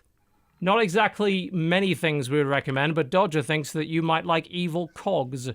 Yeah, the color palette reminds me a lot of Hollow Knight, which is why I kept looking at it. Yeah. And it's one of those... Yeah, it's really smooth looking, and you play as a beam of light that's kind of trying to make its way through darkness while things are chasing you. Pretty. The beam of light is inexplicably a blob. Yep, blob of light. There is some nice art in this though. There's definitely some limbo in there, some insane Shadow Planet, that kind of thing. Oh, is this also a mobile game? Might be. Yeah, I mean, in the reviews it says apparently it's out on mobile as well, so there you go. That might be a fun way to play it, if you just can, like... That's entirely possible. A quick highlight, just because this is just a weird series and it's weird to see it continue. Tempest 4000 on PS4, for some reason. Can't believe there are still Tempest games coming out, but apparently there are. Moving on to March the 29th. Long Gone Days. What about that? Long Gone Days is a RPG. Days are long gone. Yeah. And I like the way that in the video, I like the way that like the movement and the style looks a lot. I wonder what this is about. What? I don't know. It says that it pulls from elements of dystopian fiction. So but I don't know.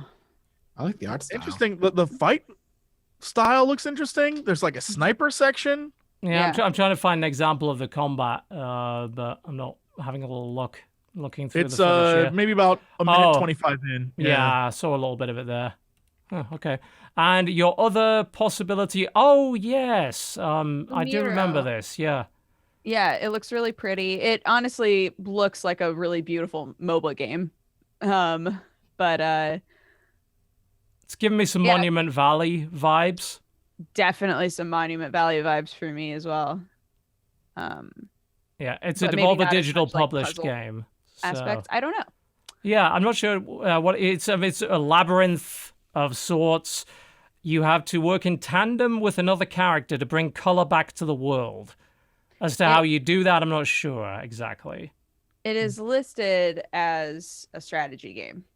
So Yeah, don't I'd like know to see what- more of it, but Steam is shitting itself at the moment on its video playback. I don't know why that is, but it's not giving me a great indication of how you do that. But if it's being published by Devolver Digital, it's obviously not complete shit. So yeah, it might be worth a look. I don't think there's anything else that day that is hugely interesting. Not by the looks of it. There's a few things for Switch, but I've actually never heard of any of them. So, I don't know. I mean, Switch has been getting a lot of games lately, and they're not all good. Just bear that in mind. It's starting to get to the point where when you go to the store on Switch, there's a shit ton of games. You're like, I haven't heard of any of these. Like, are any of these any look good? Very engaging. Goodbye. Yeah, there'll be. I think we'll have a content saturation problem on that platform at some point. Yeah, it looks like none of us found anything on the 30th either. The only No. thing that I'm still kind of interested in is Bankster, but we've seen Bankster on this list a couple weeks in a row, so I didn't want to point it out again. Yeah, I didn't find anything on there. There's a ton of like amusing names for games, like We Can't Get Through the Zombies, or they've got Lethal Lawns Competitive Mowing Bloodsport, or Snail Trek Chapter 4 The Final Fondue. But none of these look good. They just look silly. Puke Simulator. Yep, lovely. Yeah, so that's that. You did find something on March the 31st, though. Yeah, make sail. If you're the sort of person who likes games where you build ships, like spaceships Oh, yeah. or floating ships. It looks like oh, what the fuck is the name of the boat in Zelda? It looks like that. Oh yeah. Yeah. You make your ship and you try to go around and upgrade your ship, and the style of it looks nice. Yeah, survive an ocean of storms and beasts to find better pieces to make your ship bigger. It's got a great art style. And I love the idea of building your own thing. It's an early access game, and I'm always interested when they focused a lot on being able to build a thing. Cool, and then what do you do with that thing?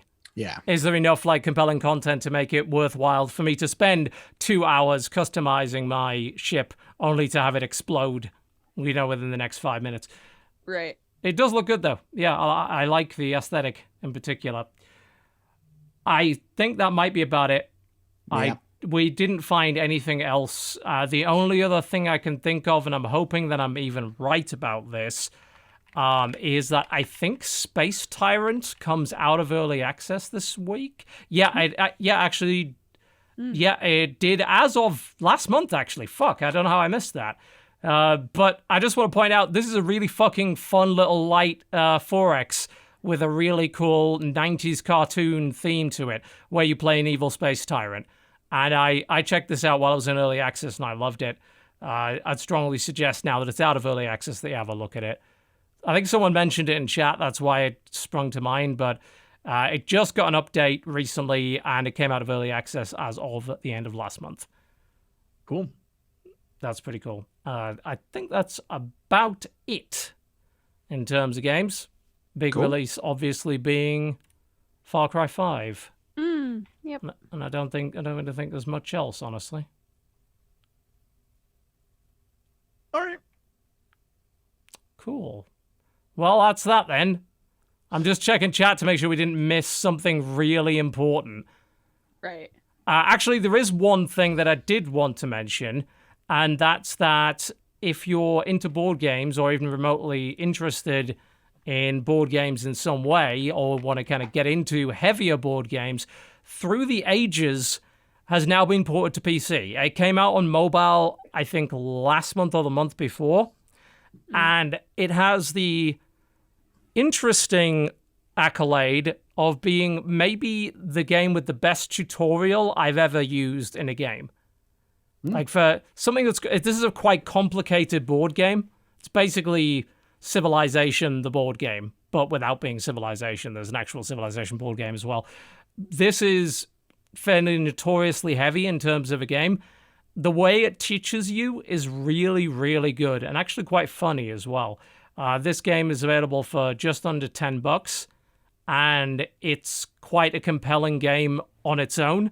Very cool if you're playing with other people, and a great way to learn the real board game, because the real board game is quite hard to learn. But the tutorial for this game is fantastic, and I believe it also supports cross-play with iOS and Android, which is neat. So, yeah, that's just something that popped up as of, I think, yesterday or the day before, and is worth having a look at. All right, I think we're about done for the show, folks. Far as I'm aware, I don't know of anything else that's coming out. I'm hoping we didn't miss anything. But it's possible. There are lots of games. That's just the way it goes. Mathas, thank you very much for coming on the show today. I would love to know what's coming onto your channel over the next couple of weeks. What's going on?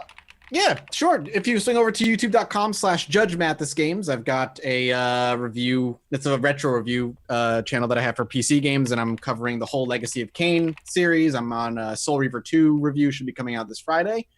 And the other thing I'll plug is I have a podcast now with myself, Jesse Cox, and Alex Fasciane. We do it every 2 weeks. It's called Chilluminati Podcast. We cover all kinds of paranormal weird shit, from ghosts to aliens to conspiracy theories to stupid shit like the Hollow Moon theory. And then I poo-poo it all because I don't believe in any of it. It's fantastic. So you can find that on all your typical like iTunes and all that stuff. Just Chilluminati Podcast. We're still new, but people are loving it so far, and I'm loving doing it. In the next episode, we're gonna be looking at aliens. Yes, and if you want to know, are the Beatles still together in an alternate dimension? That was the last yes, and their music is phenomenal. It turns out it's very good, so it's true. Yeah, I'll leave it there. Dodger, what you got coming? Just streaming. You can find me at Dex Bonus on pretty much everything. I have a coffee company at DodgerCoffeeCo.com. Because of course you do. And we're reading Hajime no Ippo on MangaPod tonight. If you're into boxing stuff and you want to hear about a manga about boxing. Sure. I'm sure those are words. And he didn't just make them up. Yeah. Jesse, what you got coming up? Scary Game Squad on the channel right now for the rest of the week. A game called Rise of Insanity. It is Bonkers Town. And for some reason, I got talked into playing it by the internet, so I'm doing that. But I don't scare nearly as easy as I did before, so I torture everyone. It's great. And then on the stream, going to be playing Far Cry 5 probably after this for a little bit, but I definitely need to pee, so not right away. And yeah, and Dodger, hold that shirt up again. And if you want to buy a cool throwback to Life is Strange, you can buy the Ant Queen t-shirt and or tank, available now. If you can see it, if you can get really close, yeah, life's fucked up, y'all. If you can get really close on there, Dan, our sweet boy Danny, will you hold it up a little higher?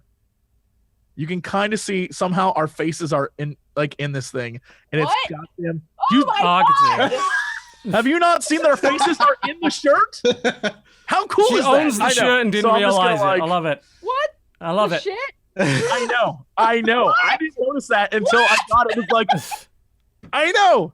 Oh, dear. The man's an artistic genius. So I'm going to pimp that. It's on the Yeti. Go under the partners page in the Yeti, and you'll find a Jesse store. And actually a Dodger store there as well. So yep. There's a Dodger store there. I have a store as well, because of course we do. We like to milk money from all of you. TotalBiscuit.co shop is the place to go. TotalBiscuit.shop. We currently have our brand new shirt, which is the Professor of the Snark Arts. So if you happen to want to check it out, with by all like means. long black hair? It would be. We decided that like depictions of me is not what people want to wear. So it's more of an They want emblem. skulls and top hats. Yeah, but like you with like Snape, you dressed as Snape. Might be my favorite. It's a cosplay I want to see. I would. Yeah, I'd love to see. I would love to see that. The fact I would love to. Can we do a thing? I want to be Harry Potter. TB, you can be Snape. Dodger, you can be Dobby, and we'll all cosplay. Oh dear. Where the fuck's that gonna happen? I could have made you anyone, Dodger, but Dobby is what stood out. Can I have a sock, please? Oh Anyone? man. Terrifying. And of course, you can get 10% off if you happen to be a subscriber. I'll be sending out codes once again. If you happen to be a new sub, you will get an email that has a code that lets you take 10% off anything in the store, which is also applies to the new shirts. So you can do that, which is awesome. Outside of that, we offer discounted games on a daily basis on chrono.gg/TB. If you missed out yesterday, well, tough, because you missed out on Redout at the lowest price ever. So feel free to check that out.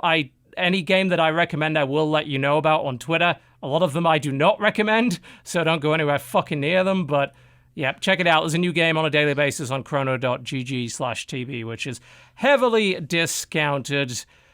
All right. That's about it. Done, ladies and gentlemen. Thank you very much for watching the Corpsal Podcast. We'll be back the same time next week. Question is daylight savings time going to be fucking over or not? Currently, of course, we have daylight savings time as a gap. It's not applying to Europe. So it's a little awkward. It's March the... Oh, did it already start? Oh. Yeah, I think it started Oh, already. cool. It's not happening anymore. Great.